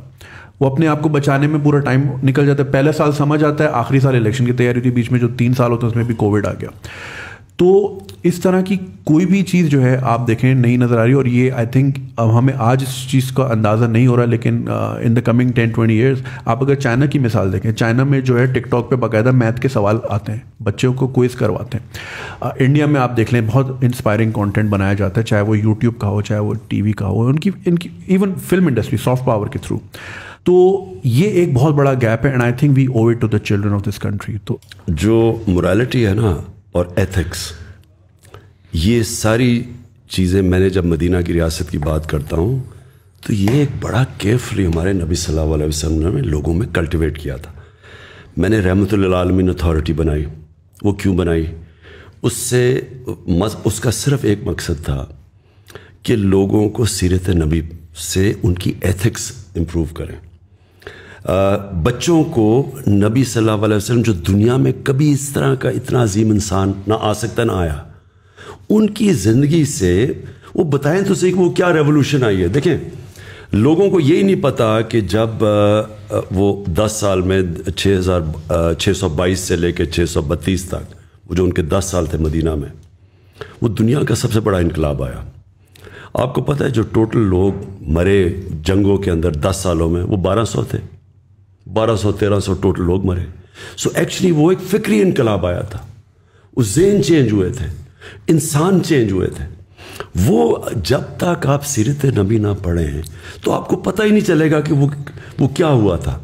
ہم نے اس لیے فیصلہ کیا کہ بچوں کو پڑھائیں سیرت نبی. اور میں نے پھر یہ بھی, کیونکہ اس وقت بہت بڑا اسالٹ ہے ویسٹرن کلچر, میں سب سے بہتر جانتا ہوں, میں نے اتنی زندگی 30 سال یعنی آف اینڈ آن وہاں گزارے. جب تک آپ نے جو بات کی میڈیا کے اوپر, کانٹینٹ ٹی وی پہ, فلموں میں, ہم اس کو اپنی کلچر اور اپنی دین کے ساتھ سنکرونائز نہیں کریں گے. ہم پھنسے رہیں گے بالی ووڈ اور ہالی ووڈ, جن کے کلچر ہمیں پوری طرح سمجھ نہیں ہے کہ ان کی وہ کانٹینٹ نے کتنا بڑا ان کے کلچروں میں فائدے کیا کروایا اور نقصان کیا کروایا. آج وہاں فیملی سسٹم ٹوٹ چکا ہے. ہندوستان کے اندر ان کا جو ہالی ووڈ بالی ووڈ کلچر ہے وہ ان کی فیملی سسٹم کو ڈیوسٹیٹ کر رہا ہے. ہم اس کو جب اپنائیں گے تو ہمیں پتہ چلنا چاہیے کہ اس کے کانسیکوینس کیا ہے. اس وقت پاکستان اور مسلم دنیا میں جو چیز بچی ہوئی ہے وہ ہے ہمارا فیملی سسٹم. آپ جتنی ولگیرٹی اپنے ملک کے اندر لے کے آئیں گے, اور آپ ٹی وی پہ اور آپ موبائل فون کے اوپر جو کانٹینٹ ہے, جو پون ہے اس کے اوپر جس طرح کی چیزیں ہیں, آپ جتنا اس کو بڑھاتے جائیں گے اس کا ڈائریکٹ امپیکٹ پڑتا ہے فیملی سسٹم پہ. جو پردے کا کانسیپٹ ہے وہ صرف کپڑوں کا نہیں ہے. سارا پردے کا اگر آپ صحیح معنی میں کوئی ایکسپلین کریں لوگوں کو, اس کے پاس فلسفہ ہے کیا, وہ بیسکلی فیملی سسٹم کو بچانے کے لیے. آپ جتنی ولگیرٹی بڑھائیں گے, فحاشی بڑھائیں گے, آپ کا فیملی سسٹم افیکٹ ہو. ہالی ووڈ کے اندر ایک شادی کی ایوریج لائف سپین 2.5 سال ہے. 2.5 سال شادی لاسٹ کرتی ہے, کیونکہ وہ جو لائف سٹائل ہے اس میں خاندانی نظام چلتا نہیں ہے. تو میں یہ چاہتا تھا کہ پہلے تو ہم بچوں کی تربیت کروائیں اسکولوں سے سیرت نبی سے, کیونکہ انہوں نے مدینہ میں یہی امر بالمعروف اس کی بیسس رکھی تھی سوسائٹی میں. سیکنڈلی ہم کاؤنٹر کریں, جس طرح میں وہ ترکی کا جو سیریل تھا ٹی وی ارطغرل, اس کو میں جو یہاں لے کے آیا تھا پریزیڈنٹ اردوغان سے بات کر کے, اس کا مقصد یہ تھا کہ ہم آلٹرنیٹ لوگوں کو دکھائیں کہ ایک ایسا کلچر ہے جس میں یہ سارا جو فحاشی ہے, جو یہ بالی ووڈ وغیرہ جو گند ہے بالکل, جو تباہی کر رہا ہے, وہ ادھر بھی تباہی کر چکا ہے. ہالی ووڈ کے اندر جو ہم نے اپنی پہلے ایڈلٹس ہوتی تھی 50 سال فلم کیا ہوتی تھی, اور آج آپ دیکھ لیں اور اس کا ایفیکٹ دیکھ لیں معاشرے میں. تو ہمیں دیکھیں کلچر ایکسچینج ہمیشہ ہوتا ہے, لیکن ایک ملک میں ایبلٹی ہونی چاہیے کہ کون سی کلچر کی چیزیں ہم نے لینی ہے اور کون سی نہیں لینی. آپ اگر پوری طرح چیزیں لے آئیں گے, اس کا جو آپ کو کانسیکوینسز ہی نہیں پتا کہ آپ کی سوسائٹی پہ کیا ہو. اس کا سب سے بڑا آج کانسیکوینس ہے کہ آپ فاسٹسٹ رائزنگ کرائم آج پاکستان میں, جب میں نے IGs بلا کے ان سے چیک کیا تو چائلڈ ابیوس اور ریپ یہ سب سے تیزی سے بڑھ رہی ہے پاکستان میں کرائم. خان صاحب, جیسے آپ نے ذکر کیا کہ دوبارہ گورنمنٹ میں ہم میجورٹی میں آتے ہیں, لیکن جس طرح کا وہی والی بات جو مزمل نے کی کہ جس طرح کا نظام آلریڈی چل رہا ہے, مطلب اس میں آ کے پولیس ریفارمز کیسے ہو سکتی ہیں؟ مطلب آپ کے دور میں بھی 6 سے زیادہ IGs پنجاب میں بار بار لوگ چینج ہو رہے ہیں, منسٹریز میں چینج ہو رہے ہیں.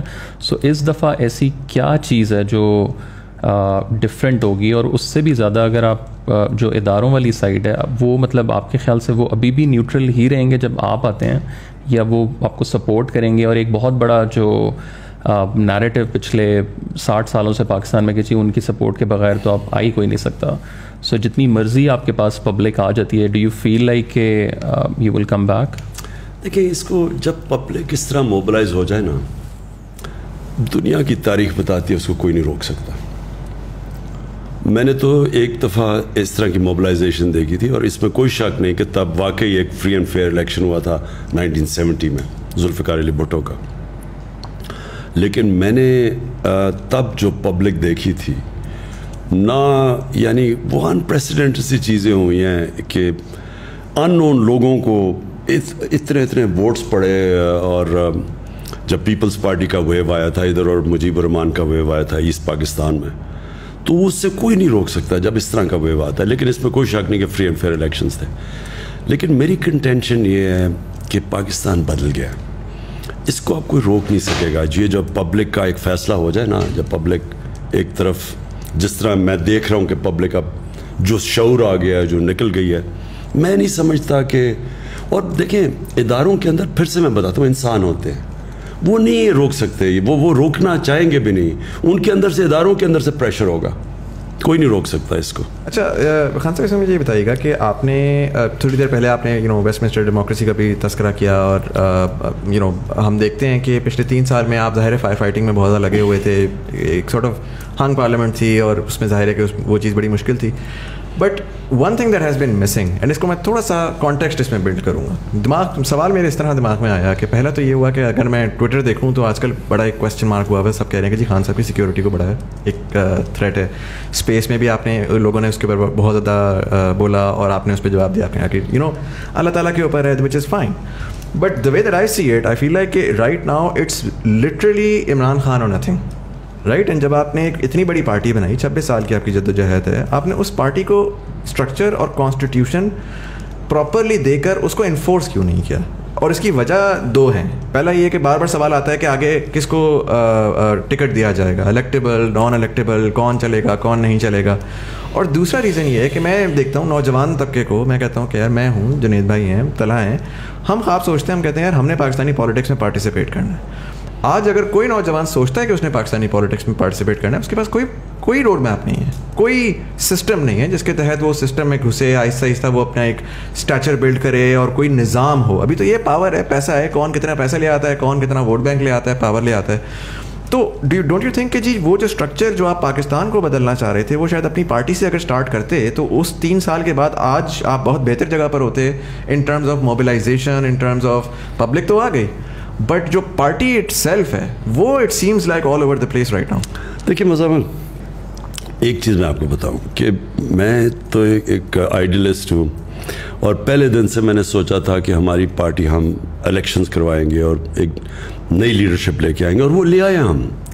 ابھی مراد سعید, کون سوچ رہا تھا کہ وہاں اتنے بڑے خان تھے مالا کنڈ میں اور مراد سعید اوپر آ جائے گا. اور اسی طرح علی محمد ہوا, یا ایک شاہد ہے ہمارا, شاہد ادھر کرک سے, وہ کھڑا ہو گیا, شاہد خٹک, وہ ہمارا ایک انصاف اسٹوڈنٹ فیڈریشن سے ISF نکل کے وہ بن گیا ہے. یہ سارے نیچے سے آئے ہوئے ہیں. فاروق حبیب ہے ہمارا جو منسٹر یہ بنا ہے, یہ سارے اسٹوڈنٹ پالیٹکس سے آئے ہیں اوپر. یعنی یہ پہلی دفعہ ہم نے جو شروع کی. تو دیکھیں ہماری واحد پارٹی ہے جو کہ ایک فیملی پارٹی نہیں ہے. باقی نون لیگ, پیپلز پارٹی, ان کے سوائے ان کے خاندان کے کوئی اوپر ہی نہیں آ سکتا. یہاں باپ بن گیا پرائم منسٹر, بیٹا بن گیا چیف منسٹر. یہ مذاق ہے ملک کے ساتھ. دونوں ضمانت پہ بھی ہے, اوپر سے کرپٹ بھی دونوں ہے. اور جو وہ چاچا ہے وہ یعنی جو اس کا دوسرا بھائی ہے وہ کانوکٹ ہے, وہ ملک سے بھاگا ہوا ہے. سو یہ ایسے, یہ جو سسٹم بنا ہوا ہے نا, یہ ٹرو فیملی سسٹم, یہ ڈیموکریسی نہیں ہے. یہ this is even worse than kingship, right. But sorry میں آپ کی بات کر رہا ہوں کہ میں ایڈ کر دوں نا. دیکھیں میں صرف آپ کو, لیکن جو ہم چاہتے تھے نا کہ ہماری پارٹی میں, ہم واحد پارٹی ہے جس نے بہت بڑا الیکشن کروایا اپنی پارٹی میں, لیکن وہ جو الیکشن تھا, جو سسٹم ہم نے پہلی دفعہ کیا الیکشن کا سسٹم, اس کے اندر ہمیں بڑے پرابلمز آئے, کیونکہ یہاں تو کوئی ٹریڈیشن ہی نہیں ہے پارٹی پہ الیکشنز کروانے کی. ہم نے پہلے ممبرشپ کی, پھر کوشش کی, لیکن وہ فلاڈ سسٹم تھا وہ, یعنی اس کے اندر ہمیں بڑی غلطیاں آئیں. پھر ہم نے سیکنڈ ٹائم کوشش کی, پھر ہم نے ممبرشپ کی, پورا ایک سیٹ اپ کیا, الیکشن سیل بنایا, لیکن وہ الیکشن ہم نے کیا نہیں ایونچولی, کیونکہ اس کے اندر جو سسٹم ہم نے موبائل فون کے ذریعے الیکشن کروانا تھا, کیونکہ وہ زیادہ آسان تھا, ہم ٹیکنالوجی کا استعمال کر رہے تھے. انفارچونیٹلی جو ہم نے وہ سافٹ ویئر بنایا, وہ جب اس کو ٹیسٹ کیا وہ کام نہیں کیا. سو کوشش ہم نے پوری کی.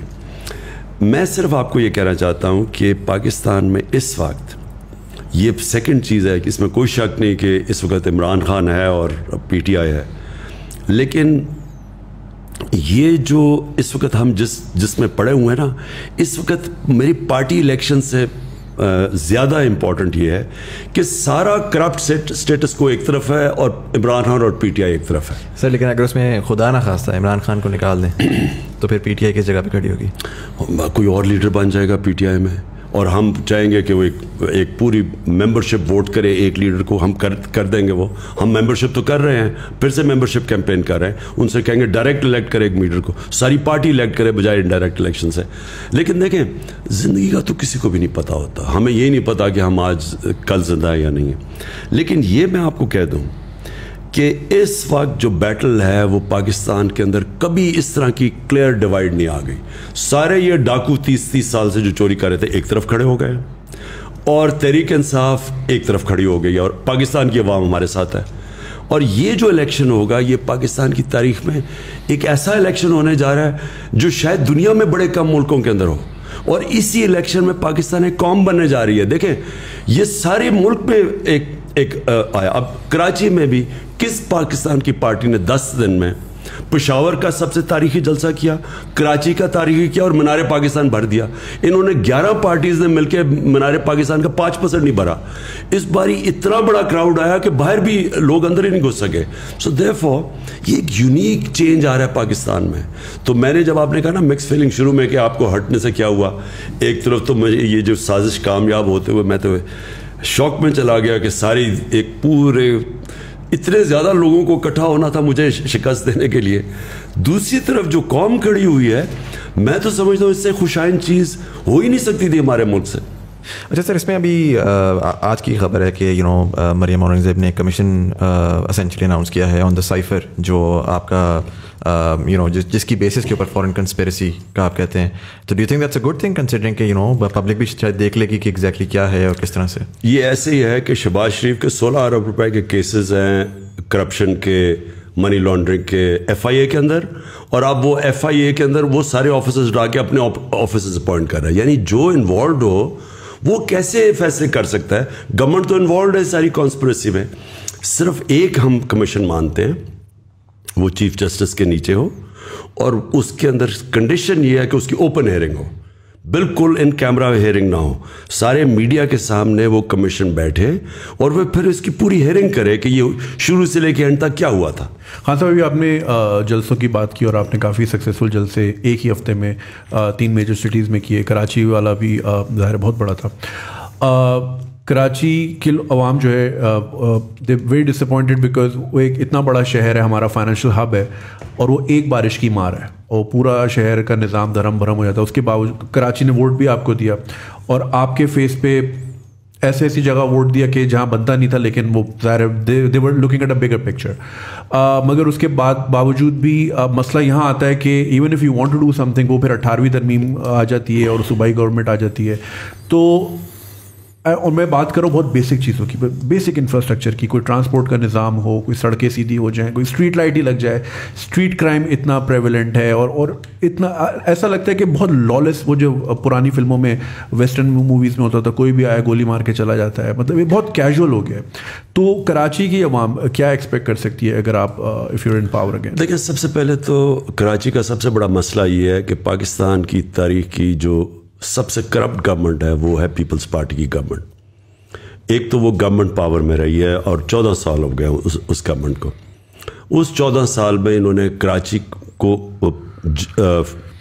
نقصان تو پہنچایا ایک طرف, لیکن دوسری طرف انہوں نے جو ادارے تباہ کیے, جو پولیس کے اندر غلط بھرتیاں کیں, پولیس میں یعنی سندھ کی پولیس کے اندر انہوں نے کرپٹ ترین لوگوں کو رکھا ہوا کیونکہ خود کرپٹ ہے.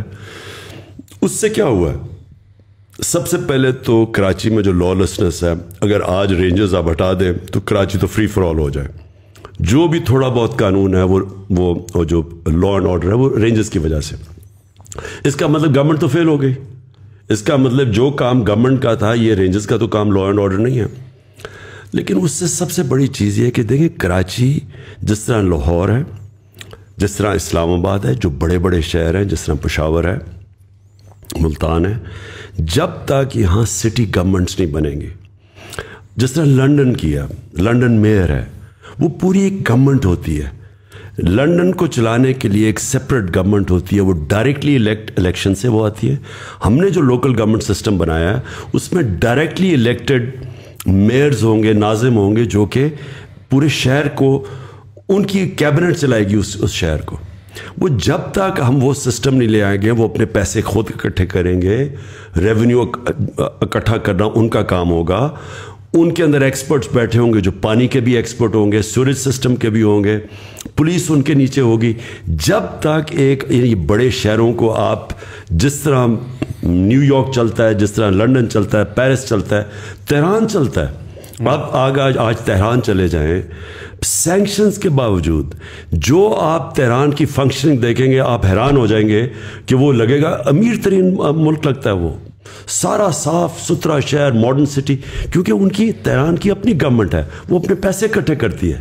ہمارا کیا پرابلم ہے کہ ہم جو بجٹ ہے پروونس کا اس سے ہم شہروں کو فنڈ کرنے کی کوشش کرتے ہیں. وہ یا تو وہ شہباز شریف کے زمانے میں کہ سارا 56% بجٹ پنجاب کا آپ لگا دیں لاہور کے اوپر اور وہ باقی سارا پیچھے رہ جاتا ہے. یا سندھ میں دیکھ لیں, وہ سارا جو مین بجٹ ہے وہ انٹیریئر سندھ میں, کیونکہ وہاں سے ووٹ لے کے آتے ہیں. کراچی کو پیسے نہیں ملتے, کراچی کھنڈر بن چکا ہے. تو اس کا صرف ایک نتیجہ ہے کہ ان شہروں کو ان کی اپنی الیکٹڈ, ایک ڈائریکٹلی الیکٹڈ ان کا میئر بنے, ناظم بنے, وہ پھر اپنی کیبنٹ بنائے اور وہ پھر اس کو چلانے کے لیے اور اب چلائے بھی اور پیسے بھی اکٹھے کرے, وہی ذمہ دار ہو.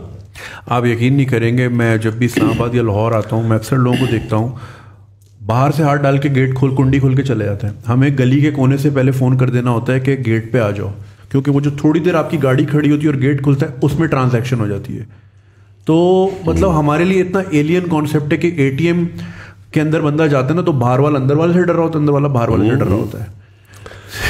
نہیں تو جب اوپر گورنمنٹ کرمنلز کی ہو, آپ دیکھیں نا ان کے سارے زرداری کے اوپر کرپشن کیسز, وہ ضمانت پہ ہے, چیف منسٹر ہے وہ اس کے اوپر کرپشن کیسز ہیں, وہ جان کے. اب میں پھر سے یہ کہتا ہوں کہ ان 3.5 سال میں سارے کیسز تو پرانے بنے ہوئے تھے, ہم نے تو بنائے نہیں, ان کو پکڑائی کسی نے نہیں.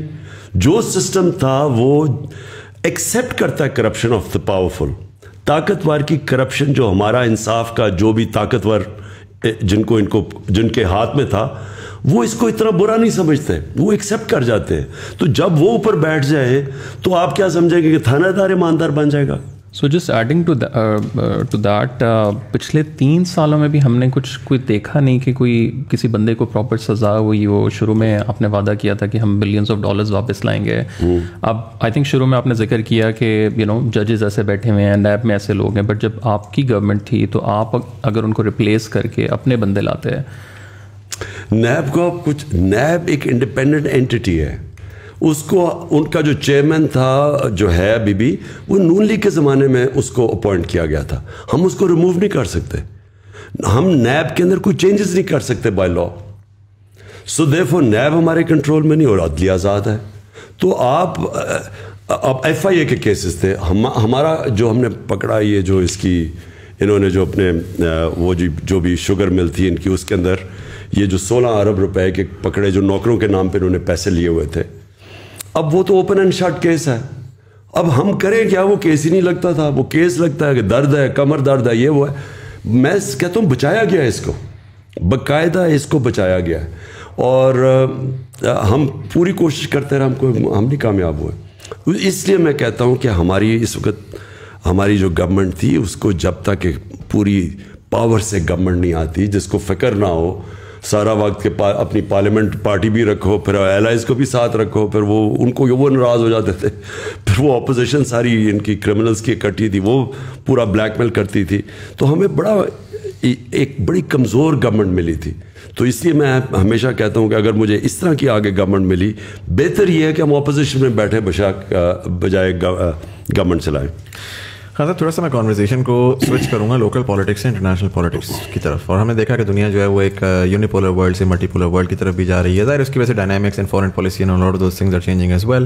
ایک چیز پرٹیکولرلی میں آپ کی پالیٹکس میں نوٹس کر رہا ہوں کہ آپ پہلے ایک sort of nationalism, anti corruption, local اس کے اوپر تھے, but recently you become more of an anti imperialist, in the context of کہ پرٹیکولرلی पोस्ट ब्रिटिश एम्पायर का कोलैप्स हमने देखा कि ज़ाहिर है वो एक जो गली का बुली था, वो ब्रिटिश एम्पायर था, वो हटा तो एक और बुली इमर्ज किया at the end of the day. और हमेशा होता है निज़ाम में जो पावरफुल होता है वो उस तरह से होता है. Why do you think, first of all, that shift has happened, particularly in your politics and in your language and a lot of the ways that you talk about a lot of things? And दूसरा ये कि in this multipolar world, how do you see Pakistan positioning itself? Because again बहुत complicated time है और बहुत ऐसा time है जिसके अंदर हिट और मिस है. हमें नहीं पता आने वाले वक्त में किस तरीके से सिचुएशन इवॉल्व करेगी. कोल्ड वॉर की जो लर्निंग्स हैं वो हमारे सामने हैं. पाकिस्तान ने टेक्निकली स्पीकिंग एक राइट पार्टी का साथ दिया और उसके बावजूद आखिर में हमें उसका फ़ायदा नहीं हुआ. हमारे जो नेक्स्ट डोर नेबर हैं उन्होंने एक लूजिंग पार्टी का साथ दिया जो हमारे से बहुत बेहतर हालात में है. तो आपको क्या लगता है कि किस तरह से मनूवर थ्रू करेगा पाकिस्तान? कि हमने यूएस का साथ दिया, राइट? सो ऑब्वियस सी बात है कि टेक्निकली स्पीकिंग हम लोग एक अच्छी सुपर पावर जो जीत गई कोल्ड वॉर, उसके बावजूद हमने तो कोई ऐसा नहीं देखा कि हमारी हमर्स फिर रही हों, हमारे हालात बहुत ज़बरदस्त हों. On the other hand India Russia के साथ थी और उसके बावजूद उनकी IT इंडस्ट्री, उनकी इंडस्ट्री ओवरऑल तो बड़े अच्छे निकल गए हमारे से. देखिए जी, पहले तो एक चीज़ पहले तो मैं आपको ये बताऊं कि मेरी एंटी इम्पीरियलिज्म अभी से पॉलिसीज़ नहीं थी. मैं वो फर्स्ट जनरेशन पाकिस्तानी था जिसको बार बार हमारे माँ बाप ने बताया था कि तुम बड़े खुशकिस्मत हो, आज़ाद पाकिस्तान में पैदा हुए हो.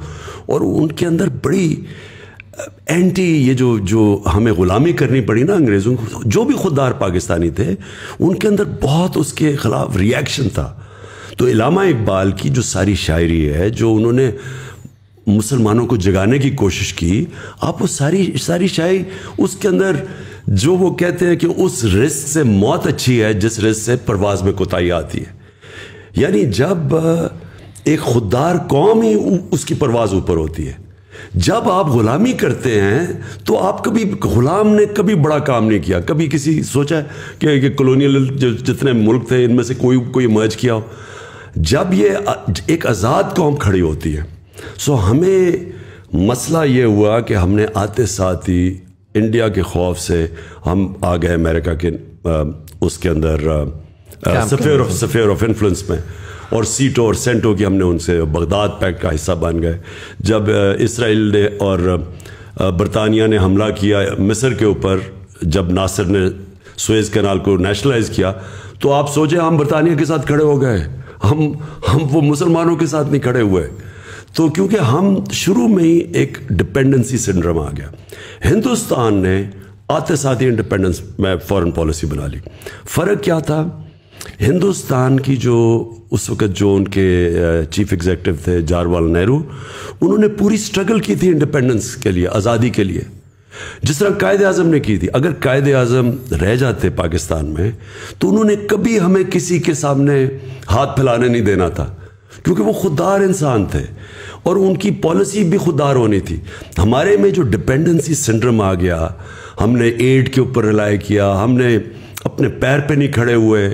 और वो जुल्फ़िकार अली भुट्टो ने थोड़ी सी कोशिश की, उसको फारग कर दिया. उसके ख़िलाफ़ भी पूरी साजिश हुई, वहाँ भी साजिश हुई, फिर मुदाखलत हुई और उसको हमने फारग कर दिया. उसके बाद कभी भी पाकिस्तान की फॉरेन पॉलिसी आज़ाद नहीं हुई. तो पहले तो मैं ये कह दूं कि मैं हमेशा एंटी इंपीरियलिस्ट था, क्योंकि मैं तो वो फर्स्ट जनरेशन पाकिस्तानी था जिसको माँ बाप ने बताया था तुम एक आज़ाद मुल्क में पैदा हुआ और आज़ादी को वैल्यू करो. दूसरी चीज़, आपने ये बात की कि जो इमर्जिंग सिचुएशन है दुनिया में, देखिए पाकिस्तान की पोजीशन एक ही होनी चाहिए. हमें कभी किसी ब्लॉक का हिस्सा नहीं बनना चाहिए. हिंदुस्तान किसी ब्लॉक का हिस्सा नहीं बना. उनकी खुददार पॉलिसी रही, उनकी रिस्पेक्ट थी दुनिया में, रही ज़्यादा रिस्पेक्ट उनकी. हमने जो आखिर में ये जो वॉर ऑन टेरर में हमने आपकी जो अपने जो जिल्लत कमाई है, लोग भी मरवाए, मुल्क को भी नुकसान करवाया और जिल्लत भी मिली. पाकिस्तानी के हरे पासपोर्ट से पूछे भरे उन्होंने पाकिस्तानी अलग लाइनों में खड़े करते थे. हमें most dangerous country in the world कर दिया. हमारा कसूर ये था कि हम हुक्म मिला और हम उनकी जंग में शिरकत कर गए. मैं चाहता हूँ कि पाकिस्तान जिस तरह अगर हिंदुस्तान हमारे साथ ही आज़ाद हुआ था, उनकी इंडिपेंडेंट फॉरेन पॉलिसी है. वो रूस से तेल ले रहे हैं, इंडिया इंग्लैंड अमेरिकन एलाय हैं, वो स्ट्रेटेजिक एलाय हैं, उसके बावजूद वो अपने मुल्क के लिए तेल हमें इजाज़त नहीं दी इन्होंने. और ये जो पुतला हुकूमत आई है, इन्होंने वही करना है जो इनको हुक्म मिलना है, इम्पोर्टेड हुकूमत ने. लिहाजा मेरी फॉरेन पॉलिसी बड़ी क्लियर थी ہمیں سب سے اچھے تعلقات رکھنے چاہیے. اور یہ ہو جانا تھا. میں آپ کو بتاؤں, ایک امریکنوں کو تو عادت ہی نہیں تھی کہ پاکستان اپنی خوددار پالیسی ہوگا. انہوں نے تو جب انہوں نے حکم دیا روس کا دورہ کینسل کرو, تو ان کو تو آئیڈیا نہیں تھا کہ پاکستان کینسل نہیں کرے گا. انہوں نے جب بیسس کا انہوں نے جب پروب کر رہے تھے, انہوں نے کہا جو حکم کرے. سو ان کو بھی یہ جو نیو نارمل, اس کو انہوں نے ایڈجسٹ ہو جانا تھا. انہوں نے یہ پتلے آ گئے ہیں اوپر, اور یہ اب وہی کریں گے جو امریکہ کہے گا اپنے انٹرسٹ کے خلاف. خان صاحب, جس سے گلوبل پوزیشننگ کی بات کی, پاکستان کا اوبیسلی پرسیپشن اتنا پازیٹیو نہیں ہے جتنا ہونا چاہیے تھا. We are not bad people, it's just we been on the wrong side of history by choice اور ادھر by someone else's choice. بہت سارے ملکوں کی ہم مثالیں دیکھتے ہیں, وہ اپنی سافٹ پاور یوز کرتے ہیں. جیسے انڈیا کا بالی ووڈ ہے, وہ ایک کلچرل فینومینا تو ہے. ہم دیکھتے ہیں جسٹن ٹروڈو بھی بھنگڑا کر رہا ہوتا ہے کیونکہ اس کے ایک سافٹ پاور انہوں نے اس پہ ورکنگ کی ہے کافی. 1938 میں تھائی لینڈ کے کنگ نے ان کی اپنی حکومت کا ان کا ایک پروگرام تھا جہاں پہ انہوں نے تھائی شیفس پریپیئر کیے, 3 قسم کے, ایک بہت فائن ڈائننگ کے, ایک مڈ ٹیئر اور ایک بالکل اسٹریٹ فوڈ. اور انہوں نے دنیا بھر میں اپنے شیفس پھیلا دیے. آپ کو اگر اسٹریٹ فوڈ کھانا ہے آپ کو نیو یارک میں بھی ملے گا, آپ کو فائن ڈائن کرنا ہے لنڈن میں بھی ملے گا. تو اس سے لوگوں میں پرسیپشن, ایک تھرسٹ پیدا ہوئی کہ یار اگر تھائی فوڈ لنڈن میں اتنا اچھا مل رہا ہے آکسفورڈ اسٹریٹ پہ, تو تھائی لینڈ میں کتنا اچھا ہوتا ہوگا. اور اس کا رزلٹ آج ہم دیکھتے ہیں کہ Thailand billions of dollars جو ہے خالی ٹورزم کی مد میں کماتا ہے. یہ چیزیں ہمارے یہاں اس طرح کی پالیسیز پہ کام ہوتا ہی نہیں. مینگو ڈپلومیسی ہم اتنی زبردست کر سکتے ہیں پوری دنیا میں, بہت ڈیمانڈ کریٹ کر سکتے ہیں, لیکن انفارچونیٹلی ہم اس طرف سوچتے نہیں ہیں. ایک انٹرنل سافٹ پاور ہوتی ہے, جیسے بنگلہ دیش نے جو ہے سیڈ پلانٹ کی اپنی عوام میں. انہوں نے اپنا سکہ جو جاری کیا جو ان کے کرنسی کا تھا, اس میں انہوں نے جو امیجری یوز کی, انہوں نے دکھایا ایک ماں ہے, ایک باپ ہے اور 2 بچے ہیں. اور سکہ ہر غریب آدمی کی جیب میں جاتا ہے, تو ان کا ایک مینٹل میپنگ ہوئی کہ 2 بچے کرنے. تو انہوں نے پاپولیشن مینجمنٹ وہاں سے کرنا شروع کی, جس کا رزلٹ آج کافی ہم حد تک دیکھتے ہیں. دوسرا, 2000 کی دہائی میں انہوں نے ایک اور سکہ جاری کیا جس میں ایک بچہ اور لڑکی دونوں بیٹھے ہیں اور دونوں کے ہاتھ میں کتاب ہے. سو انہوں نے ایک میسج کنوے کیا کہ دونوں کو پڑھانا ہے, جس کا رزلٹ آج ہم دیکھتے ہیں کہ بنگلہ دیش میں خواتین جو ہیں ان کا رول بہت زیادہ ہے انڈسٹریز میں. اور ابھی شری لنکا کے جو کرائسس ہوئے, ساری انڈسٹری موو ہو کے بنگلہ دیش چلے گئی, ہمارے ملک سے بہت گئی ہے. تو خواتین کا رول بھی بہت امپورٹنٹ ہے, اور ہمارے ملک میں 51% خواتین ہیں اور کافی حد تک مارجنلائزڈ ہیں, فریڈم ان کو اتنا نہیں ملتا. ہم ایک بہت بڑا ریسورس ضائع کر رہے ہیں اس طرح سے, چاہے وہ پالیسیز ہوں, چاہے وہ ہماری اپنی ذاتی سوچ ہو. تو ان چیزوں پہ ہم کیا کام کر سکتے ہیں جو کہ آنے والے 20-25 سالوں میں ہمیں اس کا فروٹ حاصل ہو؟ دیکھیں, پہلے تو یہ جو سافٹ پاور ہے نا, میں اس کا کوئی زیادہ فین نہیں ہوں. یہ سافٹ پاور کی ہم بار بار پہلی دفعہ ہم نے مشرف کے دور میں سنی تھی سافٹ پاور, اور وہ ہوتا یہ تھا کہ باہر سے جب ڈیلیگیشن آتے تھے تو ہم فیشن شوز ان کے سامنے کر دیتے تھے کہ جی یہ ہماری سافٹ پاور ہے.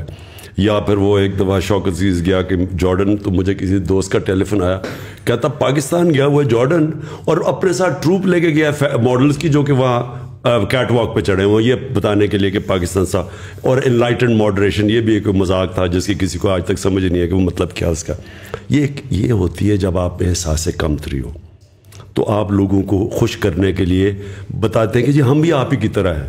یعنی اگر آپ فیشن شوز کر سکتے ہیں تو ہم بھی کر سکتے ہیں. اس سے کبھی کسی ملک کو عزت نہیں ملی. ہندوستان کو آپ نے پہلے نام لیا, ہندوستان کو عزت اس لیے ملی کہ انہوں نے اپنی عزت کروائی. کبھی مجال ہے ہندوستان میں کھڑے ہو کے یورپین یونین کے امبیسڈرز ہندوستان کو کہیں گے جی آپ یوکرین کے اوپر کنڈیم کریں رشیا کو؟ کسی کی ضرورت ہے کرنے کی؟ کیونکہ ان کو ریئیکشن آئے گا ہندوستان سے. ان کے پولیٹیشینز, ان کے لوگ الائنڈ ہیں, وہ اپنی جو ساورنٹی ہے اس کے ساتھ کھڑے ہو جاتے ہیں. ہم نے یہ اپنے یہ آخری 30 سالوں میں خاص طور پہ رمزی وہ جو ایمل کانسی کا, اس کو ہم نے امریکنوں کو پکڑا دیا. اس کے وکیل نے, جب جج نے پوچھا کہ یہ تو کوئی قانون کاروائی کے بغیر آپ نے پکڑ کے اس کو لے آئے, کڈنیپ کر کے لے کے آئے ہیں, اس کے وکیل نے جج کو کہا کہ کڈنیپ کر کے لے کے آئے ہیں. تو جج نے پوچھا اس سے, پھر اس نے دونوں وکیلوں سے, اس نے کہا کیوں نہیں انہوں نے کاروائی کی؟ تو اس وکیل نے وہاں کہا ایمل کانسی کہ پاکستانی اپنی ماں بھی بیچ دے پیسے کے پیچھے, ڈالرز کے پیچھے. سو جب آپ اپنی عزت نہیں کرواتے, یہ نہ ایکسپیکٹ کریں دنیا عزت کرے گی. جب آپ گوانٹانامو میں پکڑ کے پیسے لے کے یہاں سے لوگ پکڑا کے ان کو دے رہے ہیں اور وہ یہاں آ کے ایف بی آئی پھر رہی ہے اور سی آئی اے کانٹریکٹرز پکڑ کے لوگ لے کے کانٹریکٹر پکڑ کے 2 لوگ مار دیتا ہے مزنگ کے اندر اور ہم سارا ڈر کے پکڑا دیتے ہیں امریکنوں کے ہاتھ, اس کو قانون کارروائی نہیں کرتے, تو دنیا عزت نہیں کرتی. پہلی چیز اپنی عزت کروائیں. آپ نے دنیا سے عزت کروانی ہے, پہلے اپنی عزت خود کریں, اور وہ تو شروع ہوتی ہے ایک انڈیپینڈنٹ خوددار فورن پالیسی سے, اور قوم تب کھڑی ہوتی ہے. دیکھیں آپ نے اگر ہم کب سے بھیک مانگتے پھر رہے ہیں, کب سے قرضے لیتے پھر رہے ہیں, کب سے ایڈ پر ڈلائی کر رہے ہیں. جب وہ سعودی عربیہ ہمارا جو جاتا ہے پرائم منسٹر, ساری قوم میں تو جی کیا پیسہ لے کے آئے گا. جدھر وہ آیا جی چائنا سے, میں جب بنا مجھے اتنی امبیرسنگ ہوتا تھا کہ ہمارا ملک بینکرپٹ تھا, مجھے پیسے مانگنے پڑتے تھے قرضوں کے پیچھے, یہ سعودی عربیہ, یو اے ای, چائنا سے. میں آپ کو یقین دلاؤں کہ 3.5 سال میں جو مجھے سب سے زیادہ شرم آئی وہ تب آئی جب مجھے ان سے پیسے مانگنے پڑتے تھے.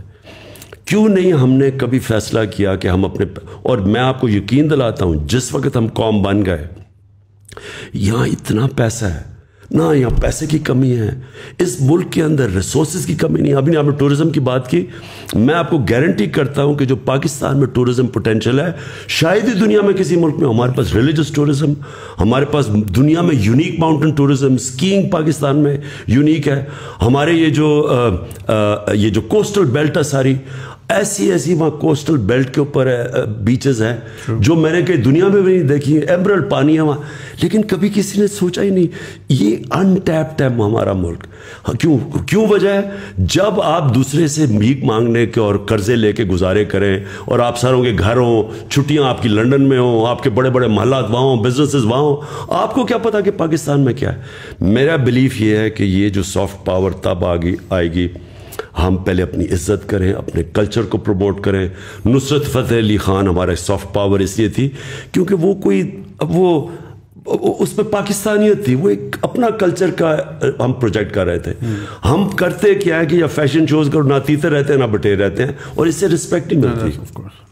سب coming back to the local politics, ایک سوال سوشل میڈیا پہ بہت زیادہ پچھلے 2-3 سالوں میں چلتا رہا ہے کہ خان صاحب کا بزدار صاحب کے ساتھ کیا خاص محبت کا رشتہ ہے, کہ بہت دفعہ ہوا کہ وہ جا رہے ہیں آ رہے ہیں, بہت سے لوکل پارٹیز چاہتی تھیں کہ وہ چلے جائیں, اس سے پہلے بہت سے لوگ ان کو جانتے بھی نہیں تھے. So what was like your relationship? دیکھیں ہمارا اصل میں ہوا کیا, ہم ایکسپیکٹ کر رہے تھے شاہ محمود قریشی, انہوں نے 2 سیٹوں پہ الیکشن لڑے تھے, تو ہم ایکسپیکٹ کر رہے تھے کہ شاہ محمود جیتیں گے الیکشن اور وہ پھر بنیں گے پنجاب کے چیف منسٹر. وہ الیکشن ہار گئے. جب وہ الیکشن ہار گئے تو ہمارے پاس اس وقت چوائس یہ تھی کہ ہم علیم خان کو بناتے تھے. علیم خان کے اوپر کرپشن کیس ہو گیا نیب میں, تو ہم نے عثمان کو, میں نے اس لیے چوز کیا, ایک کہ اس کی ٹوٹل لائلٹی تھی. جب میں نے عثمان کو کہنا تھا کہ اگر ہم کسی اور کو ریپلیس کرنا چاہتے تو وہ تیار تھے, ان کا کوئی پرابلم نہیں تھا. اور جب میں نے انہیں کہا تو انہوں نے آرام سے اپنا استعفیٰ دے دیا, یعنی کہ ان کو کوئی پرابلم نہیں ہوا. دوسرا ایشو, دوسری وجہ جس کو میں نے اور کسی کو نہیں چوز کیا, عثمان کو. عثمان سب سے غریب جو علاقہ ہے پنجاب کا, ڈی جی خان کے ٹرائبل ایریا سے تھے. نہ وہاں پانی ہے, نہ وہاں بجلی ہے, نہ وہاں ہاسپٹلز ہیں. ان کی مجھے جو سب سے چیز یہ تھی کہ ان کو پتہ تھا کہ عام آدمی مشکلوں میں گزارا کیسے کرتا ہے. میری جو ساری مشن سٹیٹمنٹ ہے وہ یہ ہے کہ ہم نے لوگوں کو غربت سے نکالنا ہے. تو عثمان کے دور میں جو سوشل پروٹیکشن پروگرامز آئے, اور جو سب سے بڑا پاکستان کی تاریخ کا ہیلتھ کارڈ, ہیلتھ انشورنس ہر خاندان کو دینے کا فیصلہ کیا, آپ امیجن نہیں کر سکتے کہ یہ میرے نہیں خیال میں کہ اور کسی نے ماننا تھا. عثمان کو امیجیٹلی سمجھ آ گئی کہ غریب آدمی اگر اس کے خاندان کے پاس ہیلتھ انشورنس ہو اور کسی بھی ہاسپٹل میں اپنا علاج کروا سکتا ہے. یہ یاد رکھیں کہ ہیلتھ انشورنس میں پرائیویٹ ہاسپٹلز میں جدھر کوئی غریب آدمی سوچ بھی سکتا ہے گھسنے کا, آج وہ جا کے اپنا علاج کروا سکتا ہے. ڈاکٹرز ہاسپٹل میں نے 2 تو جانتا ہوں جنہوں نے جا کے ہارٹ کے آپریشن کروائے ہیں, جو بیچارہ غریب آدمی گھس بھی نہیں سکتا, ایک ڈرائیور نے جا کے کروایا. تو یہ جو اس کی تھی نا, کہ جو اس کی ایمپتھی تھی, اس کے اندر جو انسانیت تھی, وہ مجھے بڑا اپیل کیا. کہ کیونکہ میں نے جب انٹرویو کیا تو میں نے اسے پوچھا کہ تم کیا کرنا چاہتے ہو. وہ کہتا ہے جی لوگوں کو بنیادی چیزیں ضرور, پانی مل جائے, لوگوں کو صاف پانی, لوگوں کے پاس بجلی پہنچ جائے, اور پھر ہاسپٹل ہو. یعنی جب ایک تکلیف میں انسان ہوتا ہے, دیکھیں جب تکلیف میں ہوتا ہے نا انسان, ایک گھر میں بیماری ہو گئی اور آپ کے پاس کہیں جانے کی جگہ نہیں ہے, وہ بے بسی وہ صرف وہ جانتے ہیں جو گزرے ہوں. تو مجھے اس کی بڑی یہ چیزیں پسند آئی, اور میں سمجھتا ہوں کہ اس نے بڑا اچھا کام کیا عثمان نے. سر یوتھ کے بارے میں ایک سوال کرنا چاہوں گا. پرٹیکولرلی ریسنٹلی ایک اسٹیٹمنٹ آئی تھی جس میں وہ تھا کہ یوتھ از ایل انفارمڈ. پھر ساتھ کل مالک صاحب ایک اینکر انہوں نے بھی یہ بات بولی کہ یوتھ جو ہے وہ شاید انفارمڈ ہے لیکن پولیٹیکلی وہ انٹلیکچوئل ڈیپتھ نہیں ہے.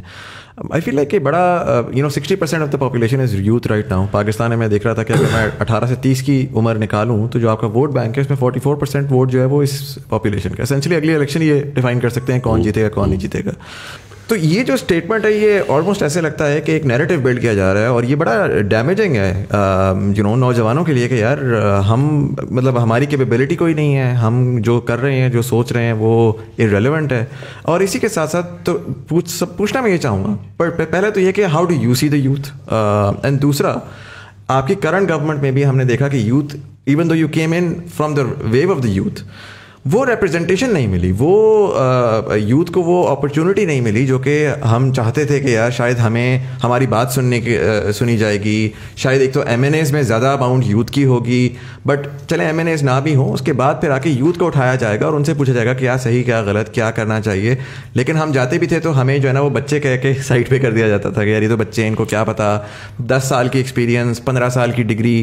دنیا بڑی بدل چکی ہے اب, آج کل نئے نوجوان جو ہیں وہ بڑے انوویٹیو ہیں, وہ ڈسرپٹیو ہیں. ہم کہتے ہیں ہمیں ڈسرپشن کرنی ہے, لیکن اگر ہم یوتھ کا ویٹ کرتے رہیں گے کہ وہ جب 50 کے ہوں گے تبھی ڈسرپٹیو ہوں گے تو وہ تو دے لوز دے رہے نا. دیکھیں دو مختلف چیزیں. آپ نے یہ کہا کہ کسی نے یہ کہا کہ جو یوتھ کو سمجھ نہیں ہے یا یوتھ بڑی ایل انفارمڈ ہے, یہ بڑی ایک کانڈسینڈنگ ایک غلط ویو ہے. یوتھ کے اندر جو چیز ہوتی ہے وہ پیشن ہوتا ہے, جنون ہوتا ہے. جیسے جیسے آپ کی عمر ہوتی جاتی ہے تو آپ زیادہ ریئلزم پہ آ جاتے ہیں کہ جی یہ تو زمینی حقائق پہ آ جاتے ہیں, اور آپ میں وہ جو جنون اور جو خواب دیکھنا وہ ختم ہونا شروع ہو جاتا ہے. زندگی میں مار کھا کے انسان اس طرف پہنچ جاتا ہے. میں ہمیشہ سمجھتا ہوں کہ اصل میں انسان بوڑھا تب ہوتا ہے جب اس میں جنون ختم ہو جاتا ہے, جب اس کو خواب دیکھنا ختم ہو جاتا ہے. لیکن یوتھ کی یہ پاور ہوتی ہے کہ وہ بلیک اینڈ وائٹ میں دیکھتا ہے, اچھے برے میں دیکھتا ہے. اور یوتھ عموماً ریولوشنز جو آئی ہیں وہ ہمیشہ یوتھ لیڈ ہوتی ہیں. کبھی میری طرح کے بوڑھے ریولوشن نہیں لیڈ کرتے, یوتھ آتی ہے سامنے, اور یوتھ ان کے اور فور فرنٹ پہ ہوتی ہے ریولوشن کے, کیونکہ وہ ان میں پیشن, وہ ایک یوٹوپیا دیکھ رہے ہوتے ہیں, خواب دیکھ رہے ہوتے ہیں. یہ انفارم نہیں ہوتے, یہ آئیڈیلزم ہوتی ہے, اور یہ بہت ضروری ہوتی ہے ملک میں چینج لانے کی. اگر آپ نے یہ پرانے سسٹم جو کہ پٹا ہوا سسٹم جس نے ملک کو یہاں مقروض کر کے اور یہ جو کہتا ہے نا لائف سپورٹ مشین پہ رکھا ہوا ہے, اور یہ کہتا ہے بیگرز آر ناٹ چوزرز, تو یہ کس نے کیا تھا؟ یہی لوگ ہیں 30 سال سے جو باریاں لے رہے ہیں, انہوں نے تو یہاں تک پہنچایا ہے. تو ان کو جب ہٹائے گا تو وہ ایک یوتھ کا جنون ہٹائے گا, جو میرا ایمان ہے کہ یہ بالکل وائپ آؤٹ ہو جائیں گے اس آنے والی الیکشن میں. یہ جو پرانے لوگ ہیں اور ان کو یوتھ ان کو ہٹائے گا, اور یہ ہمیں اللہ کا شکر ادا کرنا چاہیے کہ ہمارا ایک ینگ پاپولیشن ہے جس میں یہ ایک جنون ہے اور چینج کا. جہاں تک آپ بات کریں کیا آپ کو منسٹر بنا دینے چاہیے یوتھ کے, کیونکہ وہ ایک آپ کی یوتھ کی پارٹی ہے, آپ کو منسٹر وہ آدمی بنانا چاہیے جس کی سب سے زیادہ کیپیبلٹی ہو وہ منسٹری چلانے کے لیے, کیونکہ ایونچولی آپ نے گورننس دینی ہے. گورننس تب دیں گے جب کیپیبل لوگ آپ کے اوپر بیٹھے ہوئے ہو. وہ اگر یوتھ ہے, اب مراد سعید ہے, اس کو ہم نے 2 منسٹریاں دی ہوئی تھیں اور اس نے بڑا زبردست کام کیا, لیکن اگر ہمیں اور کوئی مل جاتا تو اس کو بھی ہم اوپر لے آتے. تو وہ ڈپینڈ منسٹر آپ کا میرٹ پہ آنا چاہیے, چاہے وہ ینگ ہو چاہے اور لو. ہاں صاحب, یوتھ کی بات کی آپ ابھی, آپ کے انٹرویو کے بعد میں کراچی میں ایک 15 سال کے بچے سے میرا انٹرویو ہے جس نے بلاک چین اور NFT نان فنجیبل ٹوکنس کی ٹیکنالوجی کی مد میں 1 کروڑ روپے کمایا ہے, مگر وہ 15 سال کا بچہ بینک اکاؤنٹ نہیں کھول سکتا ہے اس ملک میں. تو پوائنٹ از یہاں پہ 15 سال کے بچوں کا یہ پوٹینشیل ہے, مگر ان کی قسمت کا پین جس کے ہاتھ میں, وہ صاحب جو ہے ٹائپ رائٹر پہ ٹرین ہوئے تھے, which is fine, not being ageist, this is how the world works. مگر میرا جو ابھی تک کا تھیسس ہے وہ یہ ہے کہ جو ایک تھاٹ بیٹھی ہوئی نا ٹیبل کے اس پار, وہ اپنی ایگو میں پھنس گئی ہے کہ یہ 15 سال کا بچہ ہمیں کیا بتائے گا. اور یہ ایٹیٹیوڈ جو ہے نا یوتھ کو ڈرائیو کر رہا ہے. انہوں نے دبا کے ڈاؤن لوڈ کیے ہوئے فارم کینیڈا کے امیگریشن کے, اور وہ آپ سے اگلا سوال بھی میرا یہ تھا کہ بچے پوچھ رہے ہیں بھر لیں یا رک جائیں ابھی تھوڑا سا. تو اس کو پھر ہم کیسے ٹیکل کریں, یہ برین ڈرین جو اتنا ہونے جا رہا ہے. اور آپ ماشاء اللہ آپ نے اتنا ٹریول کیا, آپ نے دنیا بھر فنڈ ریزنگ کی ہے. میری آپ کے مقابلے میں بہت لمیٹڈ ٹریولنگ ہے, لیکن میں جتنے پاکستانیوں سے ملا ہوں they are doing phenomenal work. ایک بچہ, میری ایک ویڈیو میں نے کوئی بنائی تھی کہ کچھ جرمنی میں کچھ اسٹوڈنٹس ملے تھے, انہوں نے سمجھایا تھا کس طرح آپ ویزا لے کے آ سکتے ہو. کوئٹہ کے آؤٹسکرٹس میں ایک بندے نے, وہ کوئٹہ ماموں کے گھر آیا, نیٹ سے وہ ویڈیو دیکھی, 2 سال بعد وہ وہاں پہنچا.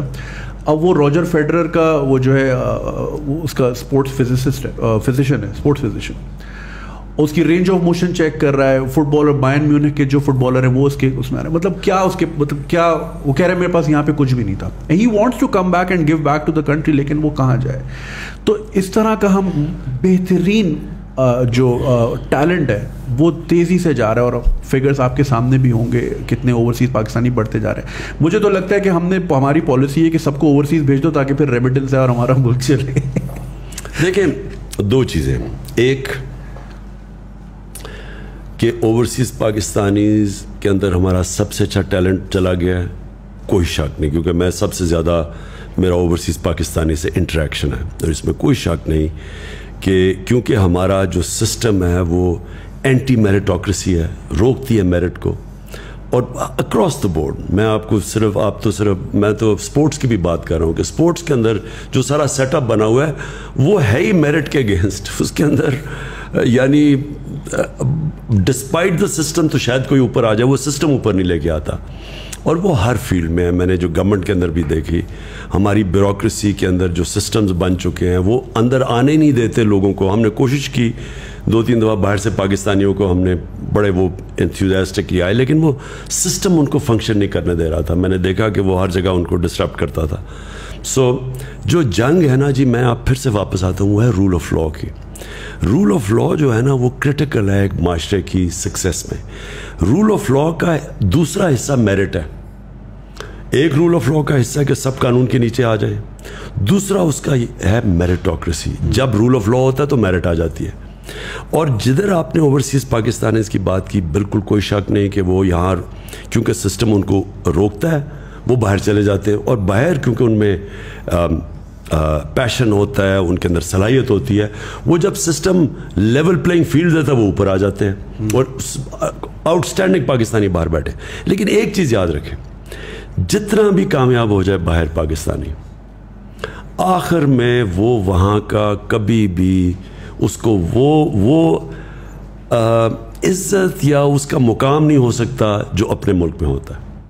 میں 20-30 سال باہر اپنی زندگی کرکٹ بھی کھیلتا تھا, جانتا تھا, لیکن میں نے کبھی یہ نہیں فیل کیا, حالانکہ مجھے انہوں نے بڑا اس سوسائٹی کا حصہ بھی تھا میں, اور بڑا ویلکم بھی کیا, اور بڑے کم برٹش سوسائٹی کے اندر لوگوں کو اس طرح ایکسیپٹ کرتے ہیں, لیکن میں نے کبھی اس کو اپنا گھر نہیں سمجھا.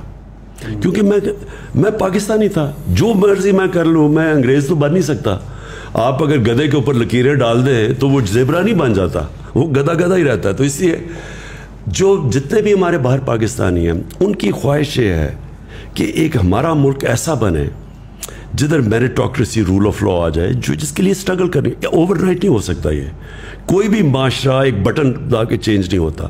ایک معاشرہ اسٹرگل کرتا ہے اپنے آپ کو چینج کرنے کے لیے, کیونکہ اسٹیٹس کو بیٹھا ہوتا ہے, مافیاز بیٹھے ہوتے ہیں جو روکتے ہیں, جو ایک کرپٹ سسٹم سے فائدہ اٹھا رہے ہیں. تو ایک معاشرہ اسٹرگل کرتا ہے, جدوجہد کرتا ہے, جہاد کرتا ہے. لیکن جب پاکستان جیسے جیسے یہ چینج آئے گا, بہت بڑا ٹیلنٹ پاکستانی واپس آئے گا. Right, we're at the 1 hour 30-minute mark almost, or we're going to wrap this up as well. میں چاہوں گا کہ طرح جو ہے ایک لاسٹ کوشچن پوچھ لیں. پچھلے 3 سال کا کوئی ریگریٹ ہے آپ کا؟ دیکھیے, ایک تو زندگی میں کوئی شارٹ کٹ نہیں ہے. اگر آپ پہلی دفعہ آپ کی پارٹی گورنمنٹ میں آئی ہے اور آپ نے چینجز کرنے ہیں اور آپ نے ریفارمز کرنا ہے, اور وہ آپ کے پاس اتنی کمزور گورنمنٹ ہے جو کہ کولیشن میں تھوڑی سی آپ کی میجورٹی ہے, وہ اس میں ریفارمز کرنا بڑا مشکل تھا. تو میں نے پہلے تو ریگریٹ یہ ہے کہ مجھے امیجیٹلی الیکشنز پہ چلے جانا چاہیے تھا, اور مجھے اگر کلیئر میجورٹی نہ ملتی تو میں اپوزیشن میں بیٹھتا. لیکن آن دا ادر ہینڈ جو میں نے سیکھا ہے 3.5 سال میں, یعنی میں نے وہ چیزیں سیکھی ہیں جو میں اب پیچھے دیکھتا ہوں, تو اگر اب اللہ نے کبھی موقع دیا تو مجھے پہلے سے ہی پتا ہوگا کہ میں نے آتے ساتھ ہی, کیونکہ جب آپ آتے ہیں وہ ٹائم ہوتا ہے آپ میکسیمم چینجز کر دیں. تو مجھے اب پتا ہے کہ میں نے کیا کیا چینجز کرنے ہیں, کیونکہ وہ اگر آپ شروع میں چینجز نہیں کرتے بعد میں نہیں ہو سکتے. تو جب آپ کی میکسیمم طاقت ہوتی ہے تب وہ مین چینجز کریں. تو وہ تو میں نے پرائرٹائز بھی کر لیا. اور پھر دوسری چیز کہ پہلے سے آپ کو پتا ہونا چاہیے کہ جو آپ کی جگہ ہیں کس نے ان کے اوپر آ کے بیٹھنا ہے.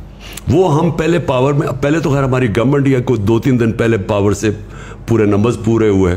جب نمبرز پورے ہوئے تو پہلے جب گورنمنٹ آئی تو تب ہمیں پریزنٹیشنز ملنی شروع ہوئی کہ ایک اداروں میں کیا سچویشن ہے. تو وہ فائر فائٹنگ ہی اس وقت ہو رہی تھی. آپ کے پاس پلاننگ ہی ہو سکتی ہے. اس وقت انشاءاللہ پلان کر کے آئیں گے اور پتہ ہوگا کہ کرنا کیا ہے. لوگوں کو بھی پہلے سے آئیڈینٹیفائی کریں گے کہ کی جگہ کے اوپر کون سے لوگ بیٹھے ہیں.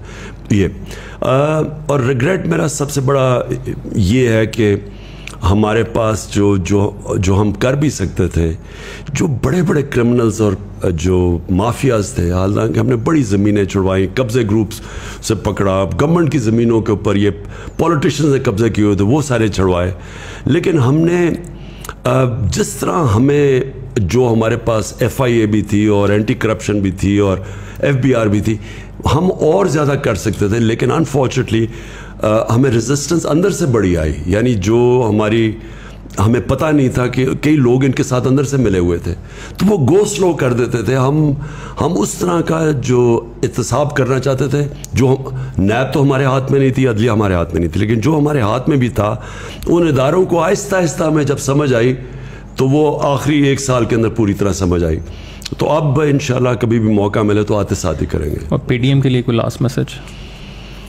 دیکھیے PDM تو ایک صرف اینٹی عمران الائنس ہے. ان کا تو کوئی نظریہ ہے نہ کچھ ہے.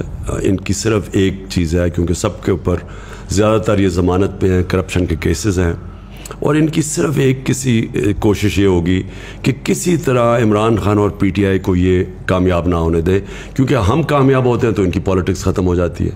تو اس لیے یہ ایک ان نیچرل سی الائنس ہے جو پازیٹیو نہیں ہے, ایک نیگیٹو الائنس ہے. صرف یہ کہ ایک آدمی کے ڈر سے اور پارٹی کے ڈر سے یہ سب اکٹھے ہیں. رائٹ سر, ریپ دس اپ. میں بس ایک سوال آپ سے پوچھوں گا, جنرلی میں سب گیسٹ سے پوچھتا ہوں. I want to channel Imran Khan the human, not Imran Khan the politician. آپ کی ظاہر ایک جرنی رہی ہے, کرکٹ کے کریئر میں آپ کی ایک جرنی تھی, اس کے بعد پھر as a philanthropist and then as a politician. ابھی 2023 چل رہا ہے, آج سے 27 سال بعد 2050 کا پاکستان ہوگا, آلموسٹ 103 سال کا پاکستان ہو چکا ہوگا. How do you see Pakistan 30 years from now in 2050, knowing what you know now and seeing all of that you've seen, how do you predict کہ no matter what happens, what is Pakistan going to look like 30 years from now? دیکھیں مزمل, آپ نماز میں مانگتے ہیں کہ اللہ 2 راستے, ایک ہے سیدھا راستہ جو انسان کی عظمت کا راستہ ہے, اور دوسرا ایک تباہی کا راستہ, اس میں پوٹینشل کی بھی انسان کی تباہی کا راستہ ہے. 2 راستے ہیں قرآن میں. آپ صرف نماز میں ایک اللہ سے یہی صرف مانگتے ہیں کہ مجھے اس راستے پہ لگا. قوم کے بھی 2 راستے ہوتے ہیں سامنے, کیونکہ انسانوں کی قوم بنتی ہے نا. تو ہمارے سامنے بھی 2 راستے ہیں. یا ہم اب یہ جو سارا جو سازش ہوئی ہے اور یہ جو ساری ہمیں ایک غلام بحر کی مداخلت سے امپوز کی گئی ہے چوروں کی حکومت, تو یا تو یہ چلے گی اور اس کے بعد ایک تباہی کا راستہ ہے, اور یا اس کو فائٹ کرے گی قوم اور پھر وہ راستہ اختیار کرے گی جو کہ آزادی کا راستہ اور مشکل راستہ ہے. یہ جو غلامی کا راستہ ہے یہ لگتا آسان ہے, اٹریکٹیو لگتا ہے کہ جی آپ کو پیسے بھی مل جائیں گے, تھوڑی ایڈ بھی مل جائے گی, آپ کو لائف سپورٹ مشین میں بھی تھوڑی چیز پمپ ہو جائے گی کہ آپ آگے چلتے جائیں, پھر تھوڑی دیر کے بعد آپ بھیک مانگ. ذلت کا راستہ ہے. دوسرا ہے خودداری کا اور آزادی کا راستہ, اور وہ ہے لا الہ الا اللہ کا راستہ. جو لا الہ الا اللہ ہے نا جی, یہ پورا ایک فلسفہ ہے, یہ آئیڈیالوجی ہے کہ سوائے اللہ کے کسی کے سامنے نہیں جھکنا. ایک غیرت کا راستہ ہے, خودداری کا راستہ ہے, اور انسان کی عظمت کا راستہ ہے. کیونکہ پھر انسان جب اپنے پیر پہ کھڑا ہوتا ہے اور اللہ پہ رلائے کرتا ہے, ہمیشہ وہ قوم اوپر جاتی ہے. جو مدینہ کی ریاست تھی, وہ کیوں اللہ ہمیں کہتا ہے کہ نبی صلی اللہ علیہ وسلم کی سنت پہ چلو, اور وہ ان کی سنت تھی, کیونکہ اس کے اوپر دنیا کا ایک عظیم سویلائزیشن کھڑا ہوا تھا. وہ کیا کیسے 2 سپر پاورز تھی, تو کیا ان کو کبھی کہا کہ ہمارے نبی صلی اللہ علیہ وسلم نے کہ کسی سے ایڈ لے کے جاؤ کہ جی پیسے مانگو, بلکہ انہوں نے ان کو اناؤنس کیا کہ میں اللہ کا پیغام لے کے آیا ہوں, اگر فالو کرو گے تو آپ کی بہتری کے لیے. 10-12 سال کے اندر وہ دونوں گھٹنے ٹیک گئے ان کے سامنے. یہ تاریخ کا حصہ ہے. تو وہ پرنسپلز انہوں نے سیٹ کیے تھے, جس کا مین پرنسپل لا الہ الا اللہ, کہ انسان اللہ کے سامنے کسی کے سامنے اس کے علاوہ نہیں جھکتا. یہ جو اس وقت ہمارے پاس فیز ہے, ہمارے پاس بھی اب 2 راستے ہیں. ایک ہے غلامی کا اور ذلت کا راستہ, ایک ہے آزادی کا راستہ اور جدوجہد کا راستہ ہے. مشکل راستہ ہے, لیکن وہ اس ملک کی عظمت کا راستہ ہے. تو آپ نے جب میرے سے پوچھا نا پاکستان کدھر جائے گا, ہمارے اوپر چوائسز چھوڑ دیتا ہے اللہ. ہر وقت ہمارے پاس کیوں 5 وقت نماز پڑھتے ہیں, ہر روز ہمیں چوائس کرنی پڑتی ہے 2 راستوں کے بیچ میں. کوئی تیسرا راستہ نہیں ہے, نیوٹرل کوئی راستہ نہیں ہے, یا یہ راستہ ہے یا وہ راستہ ہے. تو مجھے ویسے اگر آپ میرے سے میری انسٹنکٹ کو پوچھیں, میری انسٹنکٹ یہ ہے کہ یہ قوم اب وہ اس راستے پہ جانے لگی ہے جو ہمیں 70 سال پہلے نکل جانا چاہیے تھا. وہ ہماری عظمت کا راستہ ہے. Sir, thank you so much for being part of the show and for all of the guests, Thank you. co-hosts as well. Thank you ji. جو لوگ دیکھ رہے ہیں, thank you so much for watching. بڑے turbulent times آنے والے ہیں, I hope اپنا خیال رکھ سکیں آپ سب لوگ, and we'll see you.